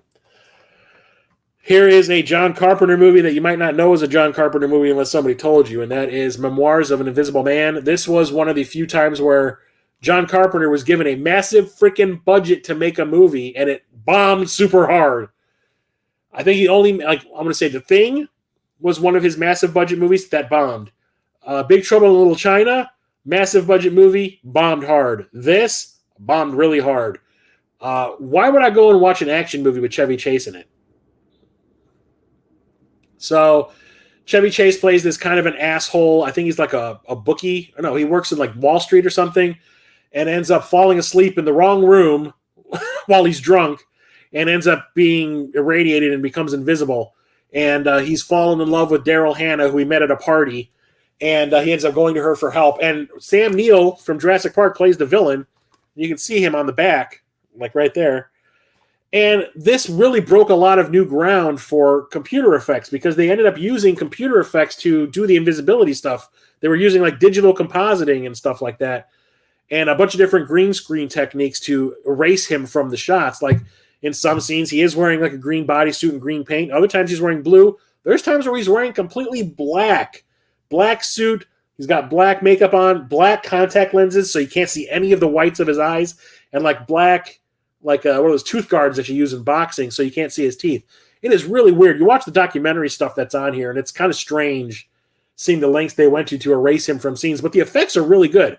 It's just the movie is essentially Starman all over again, which is I remember I saw an interview with John Carpenter like years later, and they were asking about like the failures in his career, and they were like, what was the deal with Memoirs of an Invisible Man? He goes, I made it because of money. They paid me a lot of money to make it, so I did. And he goes, the only thing was, I didn't really feel any, like he wasn't invested in it, because he goes, I already made that movie before. It was called Starman. Instead of everybody chasing after somebody who's invisible, and Starman, they were chasing after an alien. He's like, so I didn't really feel like, it connected to it in any way. So he kind of phoned it in, which it kind of feels that way when you watch it. It feels very generic for a John Carpenter movie. But also, I'm not a fan of Chevy Chase. So the only reason I bought this was because of John Carpenter. Yeah, the effects are still pretty good. I mean, it's really surprising how they do some of this stuff. Like the scenes where you can see his teeth and his eyes, but nothing else. It's really strange. This one is a comedy that I don't think has aged very well. I should probably open this because the wrapper looks like it's about to fall off anyway. It has not aged well. I love this movie in the 90s. I thought it was super funny. I watched it over and over again. I bought a VHS tape of this used from the local video store, and I watched it all the time. But I watch it now. I watched this, I want to say, maybe 2 or 3 years ago. It was streaming. I think it still is streaming on Amazon Prime. And it's like, it has not aged well. And that's Men at Work. This is Charlie Sheen and Emilio Estevez. This is Emilio Estevez's directorial... No, not his directorial debut. I think he directed Wisdom. So this is the second movie he did. The first one was like an action thriller. This one is a straight-up comedy. So it's about two garbage men who end up finding a dead body in the garbage. And it turns out to be a guy who's like a politician who they shot with a BB gun the night before as a joke, and they think they accidentally killed him. Turns out, no, that had nothing to do with it. He was assassinated, and the people threw his body in the trash, and they found it. So that's like Weekend at Bernie's, where they're trying to keep the illusion that this dude is still alive going while they're trying to figure out what's going on. But there's some jokes in here and some words that are thrown about that are not cool, never were cool, but they're always thrown about in the 80s and 90s like they were nothing. So, yeah, it has not aged well in that respect. Is it still funny regardless of that stuff? I think so. Some of it. Some of the stuff where they talk about that kind of shit that is not cool anymore, I don't find as funny at all. But there are some jokes in here that I still laugh about, and especially Keith David, who plays the garbage man's supervisor. He's like watching them because the two characters that Sheen and Estevez play are known for causing havoc when they're on their routes. When they're doing the garbage man thing. So a supervisor is sent to watch them to make sure they don't screw around. But he has PTSD from being in Vietnam. So he starts seeing Vietnam shit all over the place. And it is super funny when it goes down. I don't know, having PTSD isn't a funny thing, but the way they present it here is actually pretty funny. So it's good, but it has flaws that I can't get past nowadays. Emilio! This is the only movie I own in this franchise. I will probably buy the first one. I think that's available in 4K, so I need to get a copy of that. But this one I have because it's in 3D, and I found this dirt cheap at the Exchange down the street. 2 streams ago, I could not remember the name of that resale shop down the street that I go to all the time. And it's called the Exchange. And I found this there when I was on the hunt for 3D Blu-rays that I wanted to have in my collection. I've since gotten rid of a lot of them because I was just buying movies that I don't even like just because they're in 3D. But I did genuinely like this one. That's Men in Black 3. I love the first one. I think the first one is still super funny, especially because of Vincent D'Onofrio. I got the hiccups now. Did not care for the second one because to me it just felt like the first one all over again, just with more going on in it. Got the hiccups. God damn. But this one was the one that finally changed it up. So this one involves time travel where Will Smith's character goes back in time and ends up teaming up with a younger version of Tommy Jones' character who is played by Josh Brolin. And this one's actually pretty funny. I like this one quite a bit. Saw it in the theater in 3D. Had no intention of actually seeing it because of how much I disliked the second one. But I went and saw this. I want to say it was after my dad died, and we went to Ohio for the funeral. And my brother and I, just to keep ourselves occupied, kept on going to see movies that were playing at the local theater, and this was one of them. And we both really enjoyed it. I think we took my cousin with us, too, my young cousin. And he really liked it too. I don't think he had seen a movie in 3D yet. I think this is the first 3D movie he ever saw. And when it was over, he was like, "That was amazing." I think he was like 8 or 9 at the time.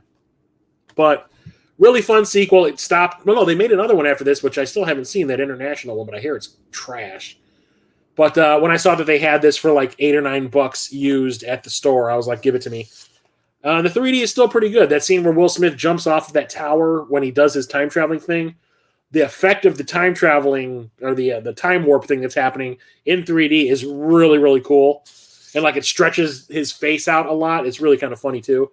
And this has like that lenticular cover, which I think is pretty rad. I'm always a sucker for a lenticular cover like that. Okay, so I talk about Charles Band and Full Moon a lot on this company. This is one of the first movies I ever saw from Full Moon, other than like I think the first one I ever rented was Trancers 2. No, probably Puppet Master, and then Trancers 2, and then I want to say this. And it was the reason I liked Full Moon so much was they were always doing different things. Like it wasn't like we're making strictly horror movies. Like they started off with one with Puppet Master, but then they made a sci-fi action movie with Trancers 2 as their next one, and they made this gothic romance movie after that. And I was like, they're doing all these different genres. I'm like, they're not trying to stick with one genre. This is pretty cool. I can't wait to see what they do next. And that was why I became so obsessed with Full Moon back in the day, because they were just jumping all over the place genre-wise, and I loved it. So they did this gothic romance one called Meridian that it's kind of like Beauty and the Beast, but back when I was a kid, when this came out in the early 90s, so I was probably like 15, 16 maybe, certain things don't register like a certain way. Watching this as an adult, I'm like, wow, there is full-on sexual assault happening in this movie. Like, never really took, like, with Revenge of the Nerds. Like, I watch Revenge of the Nerds now, and there's, like, that scene in the bouncy moon room. That's sexual assault. Back as a kid, I thought it was funny. But watching it as an adult, you're like, no, that is not cool. He basically impersonated, the one nerd guy basically impersonates this cheerleader's boyfriend and has sex with her out of nowhere. It's sexual assault. And same thing with this. It's like things that I took for granted as a kid. Watch it now, and I'm like, wow, that's gross. But the movie itself is actually really well made, really well acted. It's just that there's like, that happening in it, and it's like kind of.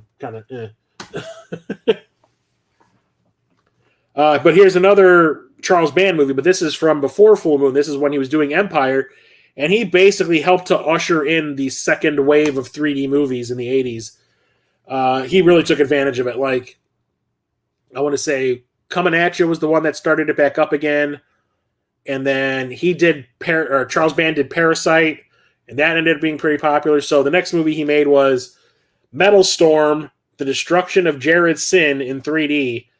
I did not see this in the theater. This is one of those movies my parents rented when they went bowling one night. And they rented this from the local store as the movie we could watch that night with the babysitter. And my brother and I, like, both were like, this is awesome. It is like this. It's it's like a combination of Mad Max and Star Wars and Conan the Barbarian almost. So it's like this post-apocalyptic world. No one's looking for gas or anything like that, but there's like this guy who's kind of like a cult leader named Jared Sin, and he's telling everybody that he has the power to, like, take people's lives and give them lives back, and he's going to usher everybody into this other dimension or whatever, to save them. And he uses these crystals to, like, steal people's life force. And what all these things have to do with the story, there's no plot. It's like these excuses for things to happen, but nothing is really tied together. I watch it as an adult now, and I'm just kind of like, this is stupid. But it's actually a lot of fun. Like, the action scenes are pretty cool. The 3D is actually really good. This is a 3D Blu-ray, and I bought it just so I could watch the movie again. But it actually has a version of the movie in actual, 3D, and it looks great. I put this on my list of 3D Blu-rays you need to watch with your PSVR headset. I put this really close to the top too, because it still surprised me how really well this was made and how much the 3D held up all these years later when we got all these modern 3D movies that are using, like, computers to do all of it. It's fantastic. The plot is terrible, and the subtitle makes no sense. That's The Destruction of Jared Sin. He escapes at the end of the movie. He gets away. What? You lied to me, Charles Band. But the movie's a lot of fun. It was one of Kelly Preston's first movies. John Travolta's former wife. She passed away. Not like maybe like 10 years ago, maybe. This is one of the first movies she did, and she gets all the Luke Skywalker lines. I am not kidding. The whole thing with, like, Luke after he finds out that his aunt and uncle have been killed, he's like, there's nothing left for me here. Let's go and do this rebel thing. And she basically does the same thing. Her dad gets killed by the villains, and she's like, there's nothing left for me here. Let's go do this adventuring thing. But it's a lot of fun. Here's a big WTF movie. It's called Miami Connection. So this was made in, I think it was Florida, they said. This was shot in Florida in the 80s by this first-time director guy. He was a student at this martial arts academy run by this Korean dude who is the lead in the movie. And they started talking, and they're like, hey, let's make a kung fu movie. And the guy got some money together, also with the dude who ran the martial arts academy, and they made this really stupid kung fu movie, showed it once at a local theater to get a feel for if they should try to go national with it or nationwide with it. And it kind of got, like, booed and laughed off the screen. So the director never physically released it. He was like, okay, fine. We wasted all this money making a movie. I'm never going to let anyone see it ever again. Well, the negatives ended up getting found by, who is it? Draft House Films. And they remastered it. They tightened it up a little bit. They did a little editing on it. They remastered it, cleaned up the print, and released it as like midnight shows like decades later. We're talking like this movie was made in the mid-'80s. Does it even say here what year it came out? Or was it originally supposed to come out? I think it was like 85 or 86. And it was released in like 2014, I want to say, theatrically for like these midnight showings. And it became like a cult hit. So I ended up buying a copy of it. It was playing at the theater, at the Music Box, the same night that Tron was being shown at a midnight showing. They had two midnight showings. They had like one auditorium was Tron, and the other one was Miami Connection. And the Miami Connection one sold out.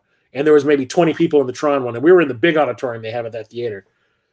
So I was like, I need to see what that's all about. So I ended up just buying this blindly and watching it. And I was like, this is awesome. It is so bad. It's about a band in Florida who moonlight as vigilantes, and the only character development you ever get of the characters, of the people in the band, are by the songs they sing. The first song they sing is called Friends Forever, and it's basically them talking about themselves and how awesome they are, and that's the only thing you really know about the characters for the whole movie.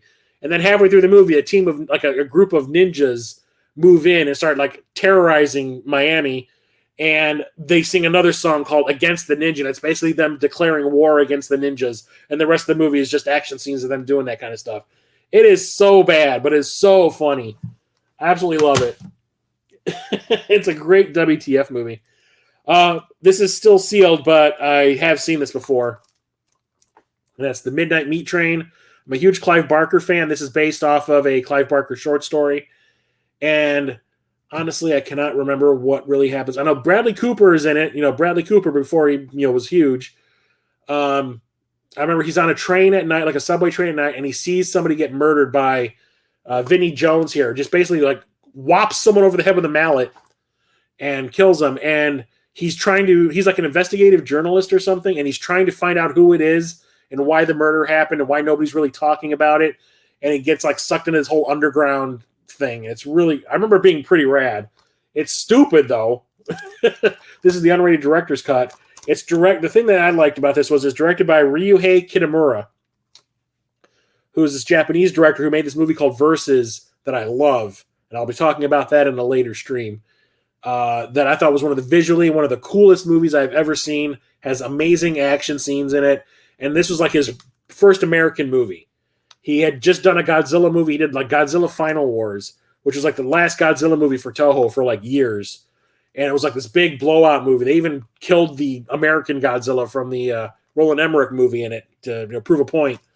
And then this was his first American movie. And it has all of his really rad visual flair, but you can tell that he doesn't understand the story himself. So the movie's kind of muddled, but I did like it. Like I said, I'm a huge Clive Barker fan, so I felt like I needed to own it. But this is one of those movies I rented through Netflix when they were doing discs.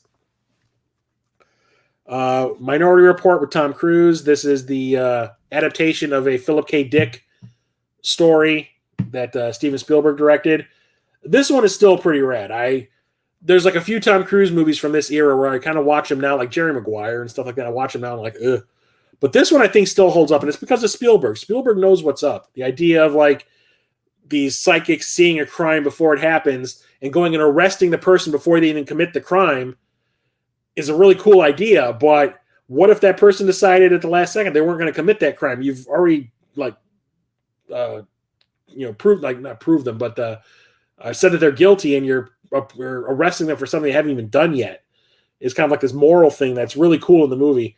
I like it a lot. It's a real fun movie. It has a lot of really rad action scenes. Special effects are top notch. A really good score by John Williams. Saw this in the theater opening weekend. Absolutely loved it. Still holds up. Although my brother still says it has like a fourth act. Like it feels like it ends at one point, and then the movie just keeps on going. And my brother's like, "Yeah, it just felt like it had an extra act that's really unnecessary." He goes, "But then I watched it again. And I'm like, yeah, it's all right." This is another one of those movies I always talk about how Miramax and Dimension Films, the Weinstein pieces of shit that they are, were like notorious for like asking a director to make a specific kind of movie, and they make that specific kind of movie, and then they change their minds after it's done and hack the movie to pieces to the point where when it's released theatrically, everybody hates it because it makes no sense. Well, the director made it a specific way, and then you took all of the what made the movie what it was going to be out, and now it doesn't know what it is anymore, and nobody likes it. Well, one of those movies was Mimic. This was the first American movie that Guillermo del Toro made for the Weinsteins and Dimension, and it's a monster movie. Like a disease was sweeping through New York City, and it was brought by roaches, if I remember correctly. So Mira Sorvino and what's the other guy's name? Jeremy Northam create this strain of bug, this genetically engineered strain of bug that would attract all of the roaches and kill them all. And basically it was like it would infect the roaches. They would go back to their nests, and the infection would take all of them out. Eventually it would just wipe out all the cockroaches in New York City. But the thing is, the insects that they came up with were supposed to die off after one generation, but they didn't. They kept evolving, and now they've evolved to look like us. And it's like them versus us in this thing. And the movie was cut to pieces. I saw this in the theater opening weekend, and I was like, it's a cool idea, but the movie makes no sense because there's like subplots with characters that go nowhere. There's like this old man who is like a shoe shiner, and he's got this son who's kind of special, who's always playing with like the two spoons put back to back so it can make a clicking noise. And for some reason, he can communicate with the big bug people now because of the clicking noises that he makes and all that. It's like, meh. But it goes nowhere. And then Mira Sorvino and her boyfriend, Jeremy Northam, who created the new insects or whatever, they start finding out about it. And it's just murders that are going on. It's just like, it makes no sense. So when this director's cut was released on Blu-ray, I immediately snapped it up because I was really curious as to what the original version of the movie was going to be. And it is actually really good. Like, Guillermo del Toro, I think, is a fantastic filmmaker. I haven't liked a lot of his newer stuff at all. Like, I don't think I've liked a movie of his since Pacific Rim. I didn't like Crimson Peak. I did not like Shape of Water. And I did not like that movie he made with Bradley Cooper that came out like 2 years ago. Something Alley.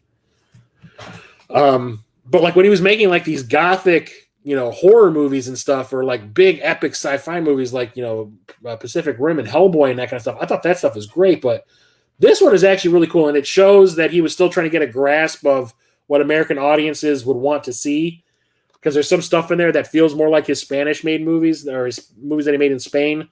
But it's pretty awesome. I like it a lot better than the theatrical cut. It makes a lot more sense. The characters are actually developed a little bit more. The plot is expanded upon. And the bugs, you find out more about the bugs in it, like what they're trying to do, what their goal is.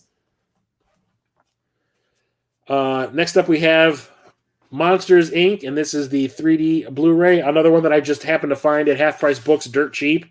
I was like, they were trying to just clearance out all the 3D stuff that they had because no one was buying it. They're like, just take it off our hands, please. I'm like, it has the Blu-ray on it. I can just watch that, and if I ever get a 3D TV, I'll watch it that way. But no, this one is not the greatest in 3D. This was post-converted into 3D. This movie was not released theatrically in 3D at all. This is when everyone was trying to get in on the 3D boom and taking movies that previously existed and turning them to 3D, just like The Lion King that I have. So they tried it with this one too, and they also did it with the first two Toy Story movies, which I still own. Not the greatest conversion to 3D, but I bought this because I like the movie. This is one of my favorite Pixar movies. I think it's really adorable. The way the monsters use screams as energy in their world is really cool. And like the reason they hide under the bed is to get little kids to scream so they can power everything in their world. It's really, really fun. And Boo, the little kid that they befriend in the movie, the two characters played by Billy Crystal and John Goodman, I think is adorable. So I needed to own a copy of this, regardless if it was 3D or not. The 3D Blu-ray is just a bonus, but like I said, it's not the greatest post-conversion I've ever seen. We're getting close to the end, guys. One of my favorite comedies of all time, which took me forever to see, and that's Monty Python and the Holy Grail. I remember people talking about this when I was in grade school. I remember people talking about it when I was in high school and junior high. Never saw it. I have seen, I did see Life of Brian, the Monty Python's Life of Brian, and I had seen episodes of Monty Python's Flying Circus. But this one, for some reason, I never watched. So in my senior year of high school, I started hanging out with these two girls, and one of them was obsessed with this movie. And when she found out that I had never seen this, she's like, "You're coming over tonight, and you're going to bring like our little group of friends together. We're all going to get together tonight, and we're going to watch Monty Python: The Holy Grail." Because my buddy Charlie, who shows up in the stream sometimes, Epic Die Studio, had not seen it either. So she invited all of us over to her house that night, and we watched this, and we were freaking dying. And I immediately became like an overnight fan of it. And I immediately went out and bought a VHS copy of it, and I watched it over and over again. I could quote this like you would not believe. But yeah, it's basically King Arthur of the Britons looking for the Holy Grail, and it's like Excalibur, but silly. So you're following around Gawain and Bedivere and all the other Knights of the Round Table, played by various members of the comedy troupe, trying to find the Holy Grail. And the movie just kind of ends, but it's really funny the way it ends. Like they get arrested by the police. But it's really clever. Like I said, super quotable. I think there is a 4K of this coming out eventually. I think it's the 50th anniversary next year. So yeah, that's what I was reading on Twitter. I follow this Twitter account called Dawn of the Discs. They talk about all the new releases coming out. They're like, the 40th or the 50th anniversary of this is happening in 2025. So they're like, expect a 4K of that in 2025. And I cannot wait. I have the 4K of Monty Python's Meaning of Life, and it looks fantastic in 4K. Speaking of Monty Python's Life of Brian, here we go. So this one is kind of making fun of like the story of the Bible. Instead of Jesus, this is a dude named Brian who everyone seems to idolize for some reason. And it's not as funny as Monty Python and the Holy Grail, but it's still got its moments. There's like one scene where Brian just can't take it anymore. The adoration of the masses and all that. So he decides to kill himself and jump off of a tower. And as he's falling, a UFO passes by and picks him up, and he's stuck in this UFO with these aliens that are just talking gibberish around him. It's like, what? But everyone knows this one with the crucifixion scene at the end, where everyone that's hanging on the crosses starts singing, "Always look on the bright side of life." It's funny, like I said, but I do prefer Holy Grail. That's still the top Monty Python movie ever. Okay, another Bond movie here. Do I have any more to talk about after this? No, I think this is the last one for today. I'm not a big fan of the Roger Moore series, but there were 3 movies that he made, basically back to back, that are some of my favorite movies that he did. Did not like the first 2 movies that he made, and did not like the last 2 movies that he made.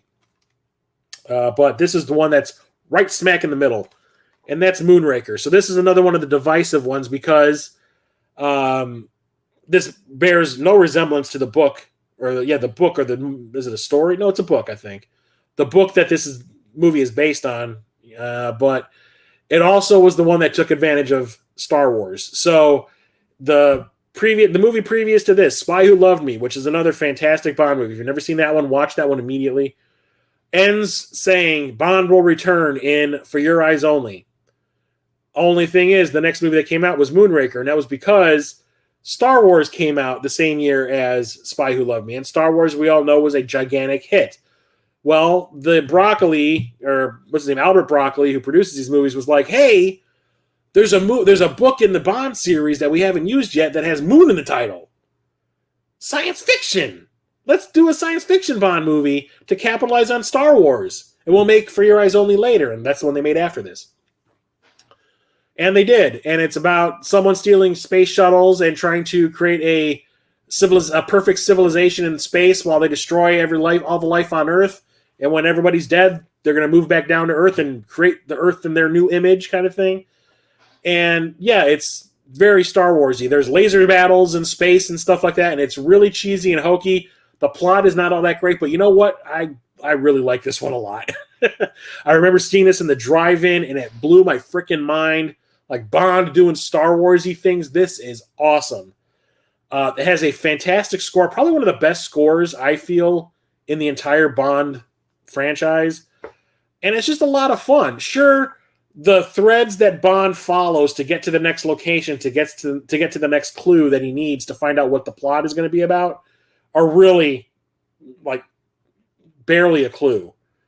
But he ends up like finding everything he needs to know. Like, oh look, I found this thing that came from the Amazon. I'm gonna go to the Amazon, and just stumbles upon the boss's lair while he's there, kind of thing. But I absolutely love this one. It's one of my all-time favorite Bond films. It's so much fun to watch. Absolutely love it. And then we have these. One is amazing, one of my favorite movies of all time, and one is one of the worst movies I've ever seen.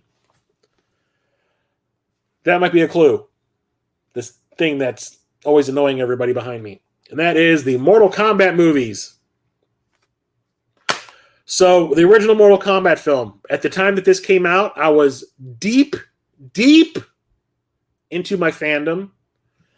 Mortal Kombat 3, I think, had just hit or had been out for maybe a little while, because there's codes for Mortal Kombat 3 hidden throughout the movie. The scene with Reptile fight, there's a code along the wall if you really look.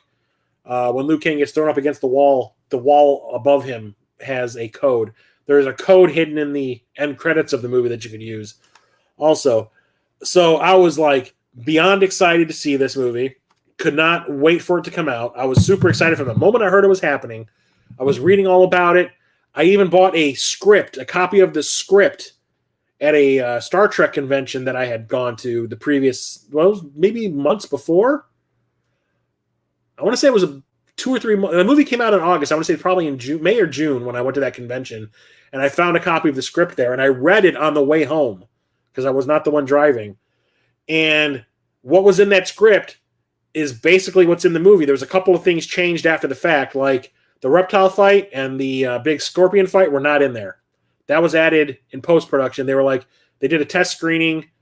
Everyone complained about, like, they were like, the movie's great, but it needs more fighting. This video games are about fighting. You need more fighting. So they went back and reshot the big scorpion fight and the Liu Kang versus reptile fight, because in the script, basically they were in the living forest. And Reptile does his little hiding thing, and Liu Kang goes, oh, I think I hear him, and goes over and grabs him, and basically just grabs Reptile and throws him in the mouth of one of the living trees. The living tree eats him. That's how that fight ended. And I guess that was in the movie.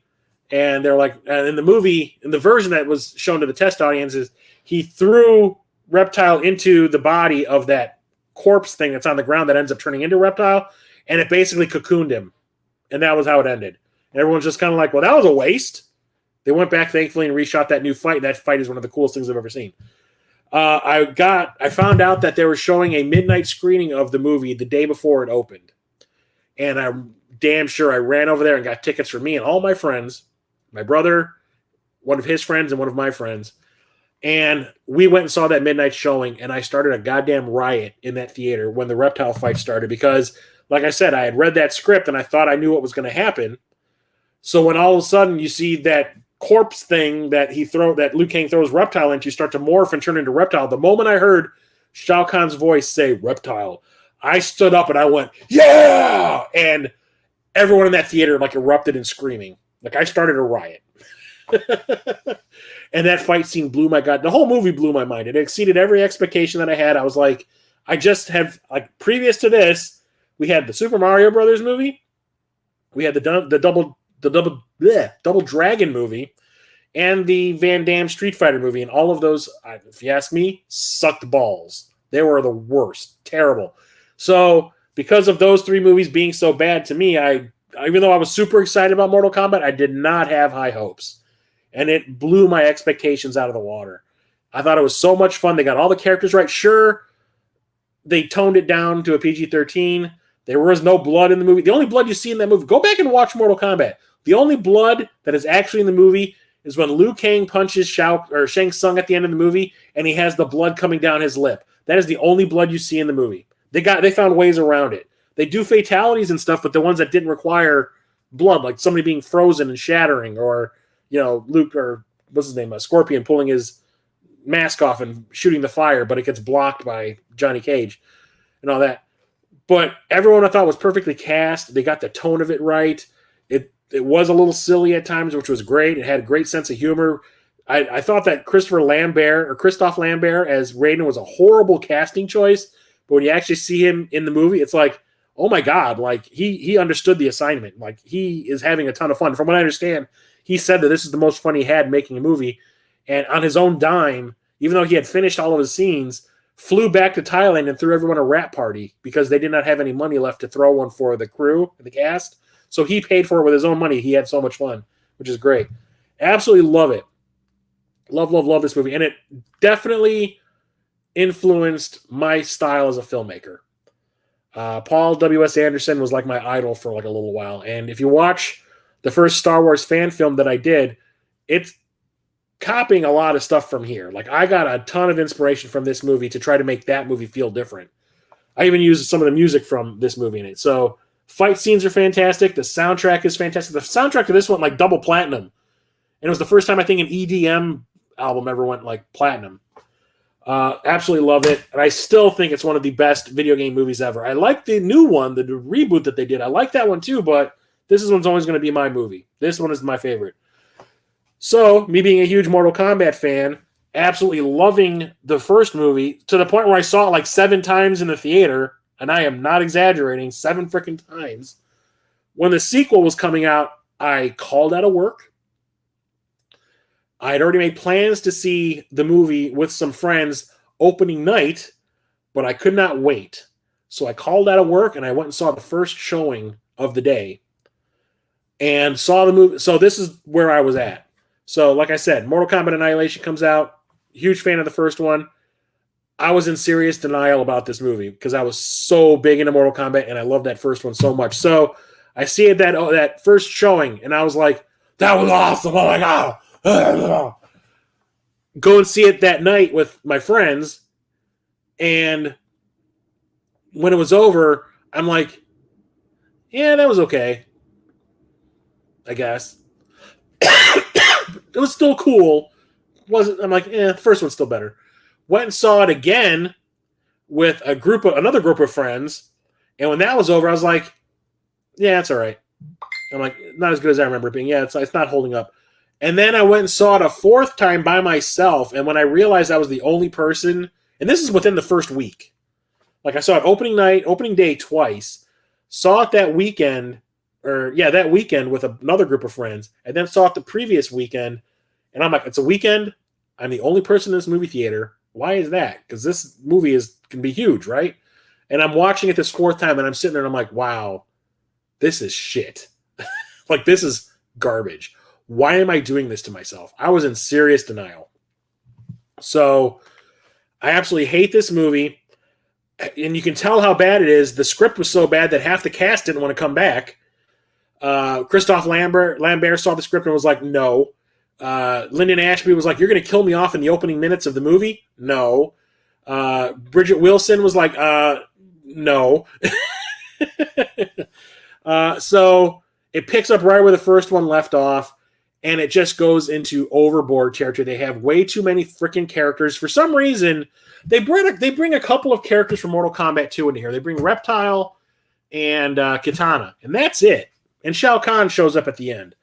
But they didn't go overboard with it. They just had those to pepper in some seeds for stuff that might happen in later movies. Well, for some reason, they decided to skip over the events of Part 2, the game, and go straight for Part 3 with the invasion of Earth. And not only bring in characters from Part 2 that they didn't use, like Baraka and all that, but they bring in not only the characters from Mortal Kombat 3, but Ultimate Mortal Kombat 3. So you got like Ermac and Noob Saibot and shit like that, and Rain. It's like, what? The only person that doesn't really show up is Cabal and Stryker. They just kind of mention offhand that they got killed off screen. But it is so bad. Like, everything about it is cheesy. It's like, it feels like a Power Ranger episode. The acting in it is terrible. The script is terrible. The dialogue is some of the worst. But the big thing is, Paul W.S. Anderson didn't want to come back to direct this because he was like, well, I want to go on and do something different. So he went and made Event Horizon. So for some reason, they decided to take the cinematographer from the first movie and promote him to director. Why? The guy had no experience, and it shows. And you would think that somebody who knows how to shoot things properly and light things properly would know how to do that when he's directing, and tell his cinematographer, which will happen to be his brother, how to do things properly. They couldn't do any of it properly. It looks like garbage. It looks like a TV movie. There's a scene where Sonya and Jax have just fought Cyrax and some outworld soldiers, and they're trying to run away from a bomb. That they're in a building, they're in a full-on building, and they're like, "Oh shit, there's a bomb. We should run." You see them run out of the room, and then when the bomb goes off, they're like 3 seconds later, they're outside. There is no building behind them, and it's basically just this fireball comes out of nowhere, and you just see them kind of flying through the air, like jumping out of the way. It's like, what just happened? There's these spheres that take you anywhere you want in the world that coast on winds from the inner world. And it's terrible. Shinnok. Oh, they even introduced a character from the fourth game. They introduced Shinnok in this one. They never call him Shinnok, but I found out later that he was Shinnok. It's Shao Kahn and Raiden's dad. Shao Kahn and Raiden are brothers in this, which is stupid. Shao Kahn's dad is Shinnok in this, and I guess there was a scene that they shot with Quan Chi also, but they cut that out. That probably might have made the movie better. But yeah, the soundtrack is probably the only thing in this movie that's cool. Some of the fights are okay. But like I said, everything feels like Power Ranger-y. What's his name? Robin Shou, who played Liu Kang in this, ended up being the fight choreographer for this as well. And they thought that was a good idea because he choreographed the fights for the reshoots of Part 1. So they're like, well, we'll just have him be the lead actor and the fight choreographer. Well, guess what? On a scale of an entire film, he could not keep it up. He blows his load on the first couple of fights, and after that, every fight is shit. It is terrible. It is one of the worst things I've ever seen. It bastardizes Mortal Kombat. I absolutely hated it. Hate it. The only reason this is in my collection is when Mortal Kombat 9 was coming out for the PS3, I didn't buy it right away because it happened to come out when I was unemployed in 2011. The thing that inspired my channel was, when I was unemployed, those 4 months, I had to sell off my collection, my video game collection, in order to make ends meet. And, when I started getting enough money to be able to collect again, that's when I started the channel and all that. I wanted to document my collecting. Well, during that time, I could not buy Mortal Kombat 9 because I did not have a job. I did not have money. But once I did have money, it was maybe like a couple of months after the game had come out, and there was a deal that Amazon had where if you bought Mortal Kombat 9, they would give you, for an extra $10, you would get Mortal Kombat 1 and 2 on Blu-ray as a gift. And I was like, it was like a package deal. And I was just like, well, that's the only way I'm going to own a copy of Annihilation is if I got it in that package deal. So that's the only reason it's in my collection. One of the worst things I've ever seen. Next up, we have Motel Hell. This is a horror comedy about a couple of ranchers who kill hitchhikers and hippies and turn them into baloney. John Ratzenberger, from Cheers, is one of the people that gets murdered in it. And the way that they do it is, it's like these two backwoods, hick types, basically kidnap hippies and hitchhikers and anyone they don't like, bury them up to their neck in the backyard, water them like they're plants, and then constantly use this hypnosis wheel thing to stop them from screaming for help. It hypnotizes them. And they're like, shh, be quiet. And that's the only reason they're able to do it. And then eventually they will make a noose, wrap the noose around the person's neck, hook the other end up to a tractor, and pull their head off with the tractor, and then turn them into baloney. And it's really kind of silly and funny. It's not really gory. It's just played for laughs. It's kind of like mocking horror movies in a way sometimes. But I watched this back in the day on a UHF station. It was the same way I saw From Beyond. I saw a heavily edited version of this on a UHF station back when I was a kid. And I was like, that movie isn't particularly scary. So I think if I were to watch the full version, I wouldn't be grossed out or scared at all. And I never saw it again until this podcast that I do, the movie is starting. One of the guests wanted to watch this. I'm like, well, that's my chance to finally watch it all the way through. And I really enjoyed it. It's really kind of funny and silly and hokey, but I got a kick out of it. And it's funny. And like I said, it's funny. So when I saw that Shout Factory was doing they were closing out. They're selling off the last of the inventory of the stuff that was going to be going into moratorium. So I took advantage of all the stuff. I remember I spent $300, $400 there, bought dozens of Blu-rays, and this was one of them. So yeah, Scream Factory released this edition, which is pretty rad. Next up, we have the remake of Mother's Day. This is by Darren Lynn Bousman, who directed Saw 2, 3, and 4, and then ended up making Repo the Genetic Opera, which I love. This is a remake of a movie, I do believe, from the 70s, which was basically just about a bunch of people, like their mother was controlling them and made them go out and kill people or something. I've never actually seen it. But I saw this one. I rented this one on Netflix. And it kind of blew my mind. Rebecca De Mornay plays the mother in the title. And it's a home invasion movie. And the people who are doing the home invasion, their mother's the one orchestrating it. It's really kind of brutal, but really well made. Like, I want to say out of all the movies I've seen that Darren Lynn Bousman has made, this one's probably the most polished and well thought out. Because even I like the Saw movies just fine. Saw 2, 3, and 4, they're fine. Plotting isn't the greatest outside of the stuff that Lee Wanell does to tie each movie together. But the plot in each movie that's going on, like the present day stuff, is kind of whatever. And they aren't the greatest when it comes to set designs and stuff. It's usually just cheap sets. This one was it felt like there was a big budget behind it, and I really enjoyed it. So when I found a copy at Half Price Books, I had to pick it up. Not a musical guy, but I do have a lot of musicals in my collection for some reason. Turns out I like some musicals, but most of the ones that everybody calls a musical, My Fair Lady and stuff like that, fuck that shit. Fuck it. I would never in a million years watch Mamma Mia.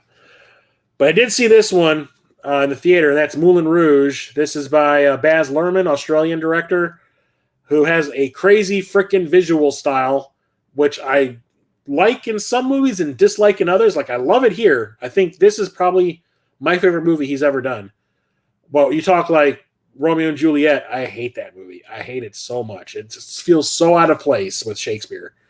But this one, it feels right at home because it's about this drug-fueled, drunken club, where strippers and, people drinking absinthe and doing drugs and shit. It makes sense here. I had such a crush on Nicole Kidman after this. I thought she was freaking hot as hell in this movie. And Ewan McGregor was already one of my favorite actors, so of course I'm going to go and see it because he's in it. But the fact that it was a musical was the only thing that really turned me off. But my friends talked me into going opening night. We went, and I was like, wow, for a musical, that's pretty freaking great. It's a really twisted kind of love story. A guy falls in love with a hooker who's dying of, what is it? God damn it. What is it? The lung thing. Tuberculosis, I think. The same thing that killed the dude from Tombstone, Doc Holliday. But it's also about all the other people that attend the club and work in the club and are friends of Ewan McGregor's character, and everyone is amped up to 11. And there's a lot of modern day songs that they kind of turn into songs of the day because this is early 1900s, I think. And it's just really well made. And I remember I found this at Half Price Books, surprised that it still had the slipcase with it, and watched it again.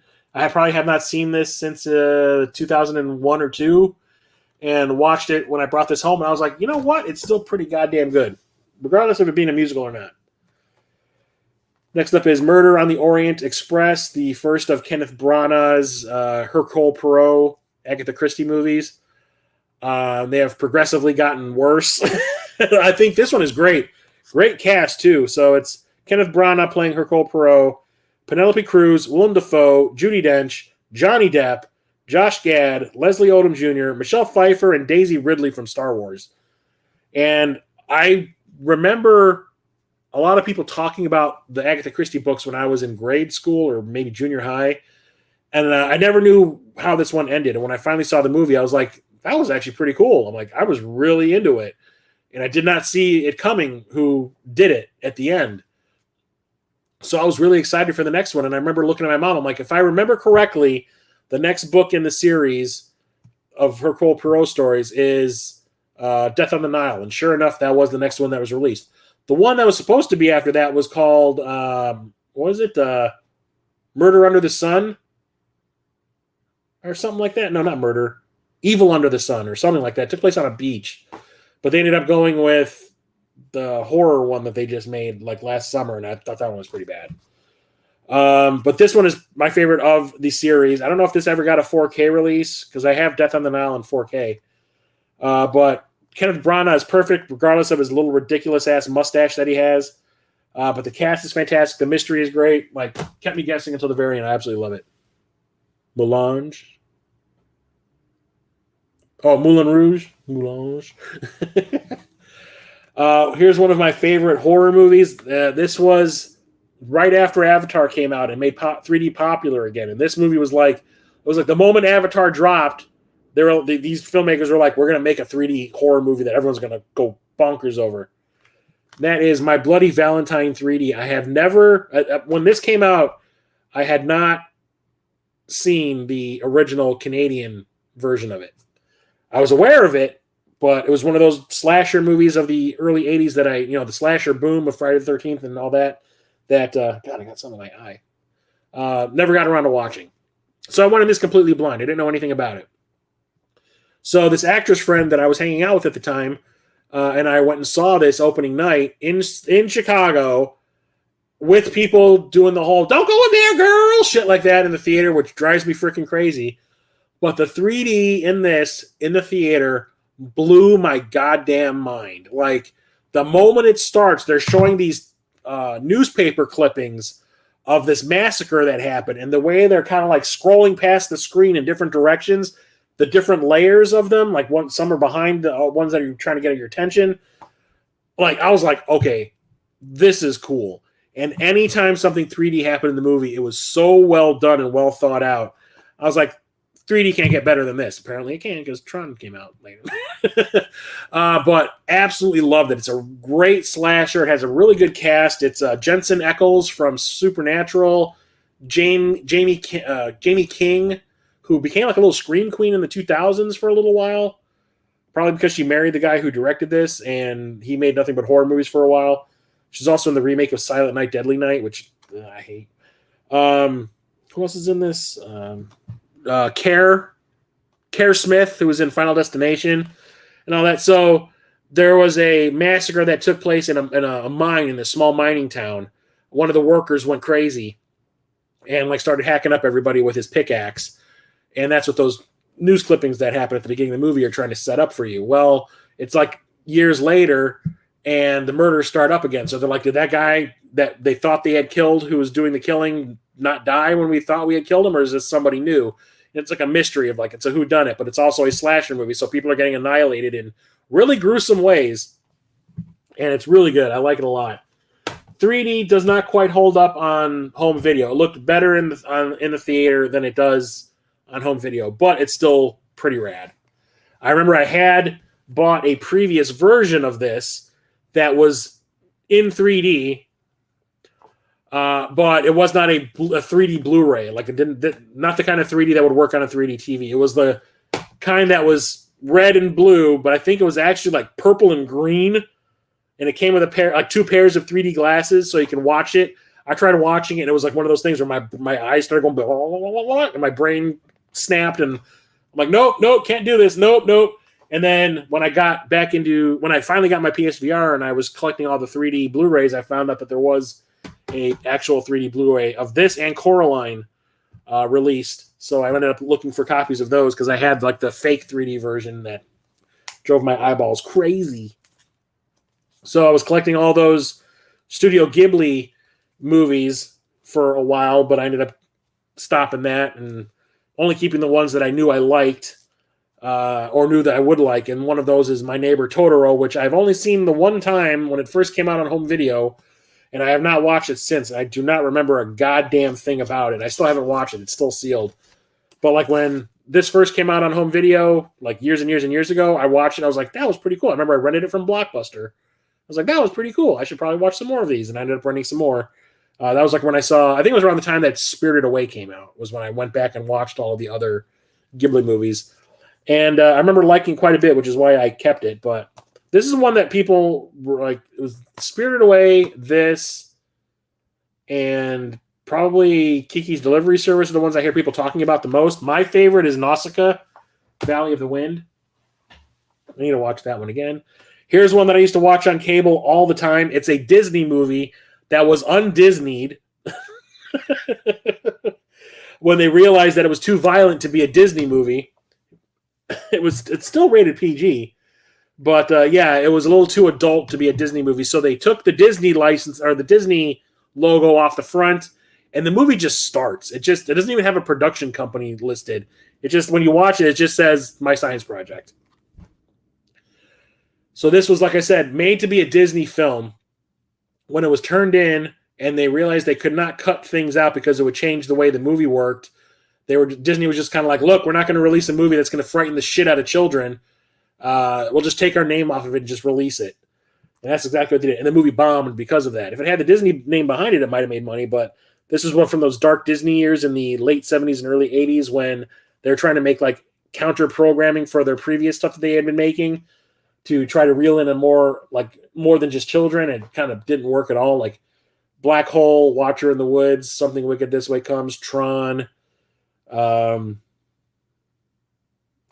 or was it the Black Cauldron, that kind of thing. And this, they just took their name off of it because it was too violent. So an alien craft crashed in, I think it's like Arizona in the 50s, and the parts of it were, the ship was ripped apart by the government and like hidden in different areas. Well, in the 80s, this kid's looking for a science project because he's about to fail his science class, breaks into an Air Force base, finds the engine of the alien ship, doesn't realize it's an engine, and ends up creating time warps that turn his school into a tour of the past and the future, and it could consume the entire world if left unchecked, and him and his friends have to go and stop it from doing that. It's a lot of fun. It is very adult. There's a lot of adult humor in here. I quote the shit out of this all the time. We watch this for my podcast, I think in the first season. The movie is starting. Highly recommended. It has John Stockwell in it, who was in Christine. He was the second lead in Christine, the John Carpenter movie based on the Stephen King movie. Fisher Stevens, who was in Hackers, is in this. Was it Danielle Von Zernick? Dennis Hopper is in this. This was when Dennis Hopper was trying to make a comeback. This was the first movie he made after kind of getting kicked out of Hollywood. He came back in this, and this didn't do him any favors because nobody saw it, but it put his name back out there, and he started getting more and more work after this. But he plays a hippie science teacher who does drugs, kind of like Dennis Hopper. But the character that Fisher Stevens plays is like this Italian who thinks he's from New York. He thinks he's from New York. He thinks he's super cool, but he really sucks. He's really a pretty shitty character. He was a really shitty person. His character is funny, but the shit that comes out of his mouth sometimes you're like, what? So when they're trying to stop the engine from connecting to a power station because it's connecting through the power lines, and if it makes the connection to the power station, it could probably open up a portal that could consume the whole town. So the characters are trying to stop it. They blow up one of the power line antenna-looking things and get arrested by the cops. And when they show Fisher Stevens' character getting booked, he's getting his picture taken. He's wearing his sunglasses, and this really macho female cop comes up, and she goes, "Tell me, Slick, why do you wear your sunglasses at night?" And he goes, "Because when you're cool, the sun shines on you 24 hours a day." And she goes, "Oh yeah!" And she like shakes him, and his glasses come off, and he kind of like goes, "What the hell?" And as she's walking away, he's, "Chill out, Butch, and get a shave." Just cracks me up. A lot of quotable lines. Most of them come from his character. And the last movie I'm going to talk about tonight, God damn, this has been a long-ass stream. This is probably the longest one I've done in a while, is the Mystery Science Theater 3000 movie. So I was a huge fan of Mystery Science Theater 3000, the Joel years, not the Mike years. I don't really like Mike Nelson. I like Joel. He was my guy. But I put up with Mike because I liked the show enough that I kept on watching it. And the thing was, when this got released theatrically, so number one, I was super excited that they were making a theatrical version. I did not know how they were going to do it. Turns out they got the rights to a pretty decent and not really bad science fiction movie from the 50s called This Island Earth and do their whole shtick over it, but with a bigger budget. And I was really excited about it. Comedy Central was advertising it like you would not believe. And me and my buddy Charlie, Epic Die Studio, were like dying to go and see this theatrically. Like we could not wait for it to come out. It came out in one theater in the entire state of Illinois. And it was like downtown Chicago in like a ghetto. And we're like, yeah, I'm not going to go and get shot so I can go and watch the Mystery Science Theater 3000 movie. So we never bothered. But when it came out on home video, I got it at the video store I was working at. I got the screener, brought it home, watched it. I was like, I really do wish I saw this in the theater because it is actually pretty fun. Yeah, they took them, I think they said 2.5 years to make this movie. I think it all had to do with like the licensing and everything. Because they were trying to find a movie. I remember them talking about it in the documentaries and stuff that it was playing on the Comedy Central. That they were trying to find a movie that people would actually want to sit through in the theater so that you would enjoy it on top of them doing their ragging on the movie kind of thing they normally do. And I think they picked a really good movie. I do like This Island Earth. It is a really fun cheesy science fiction movie from the 50s. But it's great. It's just, it did not get a big release. And of course it made no money because it was playing in probably 10 theaters all across the entire United States. So there's that. But when I found out that Scream Factory was releasing this on Blu-ray, I snapped it up. It still holds up. I think it's great. Not a fan of modern Mystery Science Theater at all. So there's that. So that is it for tonight. Thanks everybody for coming and hanging out with me. Like I said, this has been a really long stream, longer than usual. I will be back not only next Thursday with the next stream when it comes to my Blu-ray collection, but today's the 27th, so that means it's probably going to have to be Saturday night. The 30th is technically the last day of June, but I'm doing my D&D thing that night. So I'll probably do the stream on Saturday night, the end of month stream, my recent pickups for everything that I've added to my physical media collection in the month of June 2024 is going to happen Saturday night, the 29th, this 2 days from now, 8:30 p.m. Central.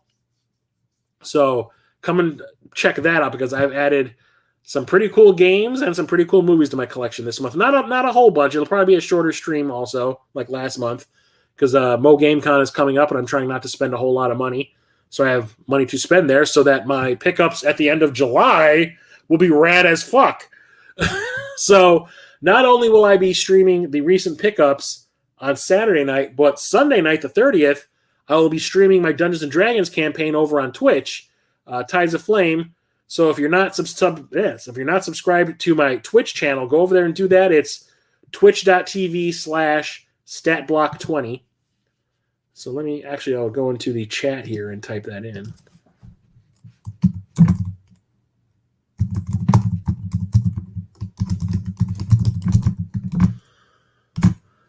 So there's the link to my Twitch channel if you haven't signed up for that.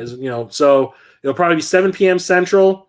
We'll be streaming the Dungeons & Dragons campaign, the 13th episode. It's going to be a real interesting one because of what happened at the end of the last episode where I gave all 6 of the characters a mission that is personal to their character. They did not pick which one they wanted to pursue first, but I laid it all out for them. Like each character has their own story, and I laid out their story mission for them. They have to pick which one they want to do and start doing that one. And that's what they're going to figure out in Sunday night stream. So 7 p.m. Central, Tides of Flame over on my Twitch channel.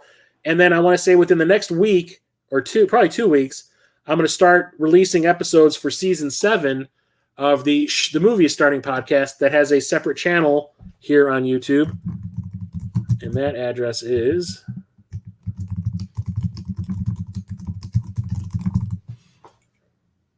right there. So if you have not subscribed to that channel, please do. It'd be great to see you. So season 7 is going to start off with an episode where our guest is Twitch streamer Burst Error, who has a really popular YouTube channel here as well. And he watched a pretty interesting movie with us that I don't know if I'll ever watch it again. But it was really fun to watch with him. So check that channel out as well. I will hopefully see you all here on Saturday night.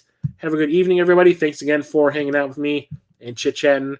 I'll talk to you later. Stay safe out there. Chris from Midlife Crisis Media out.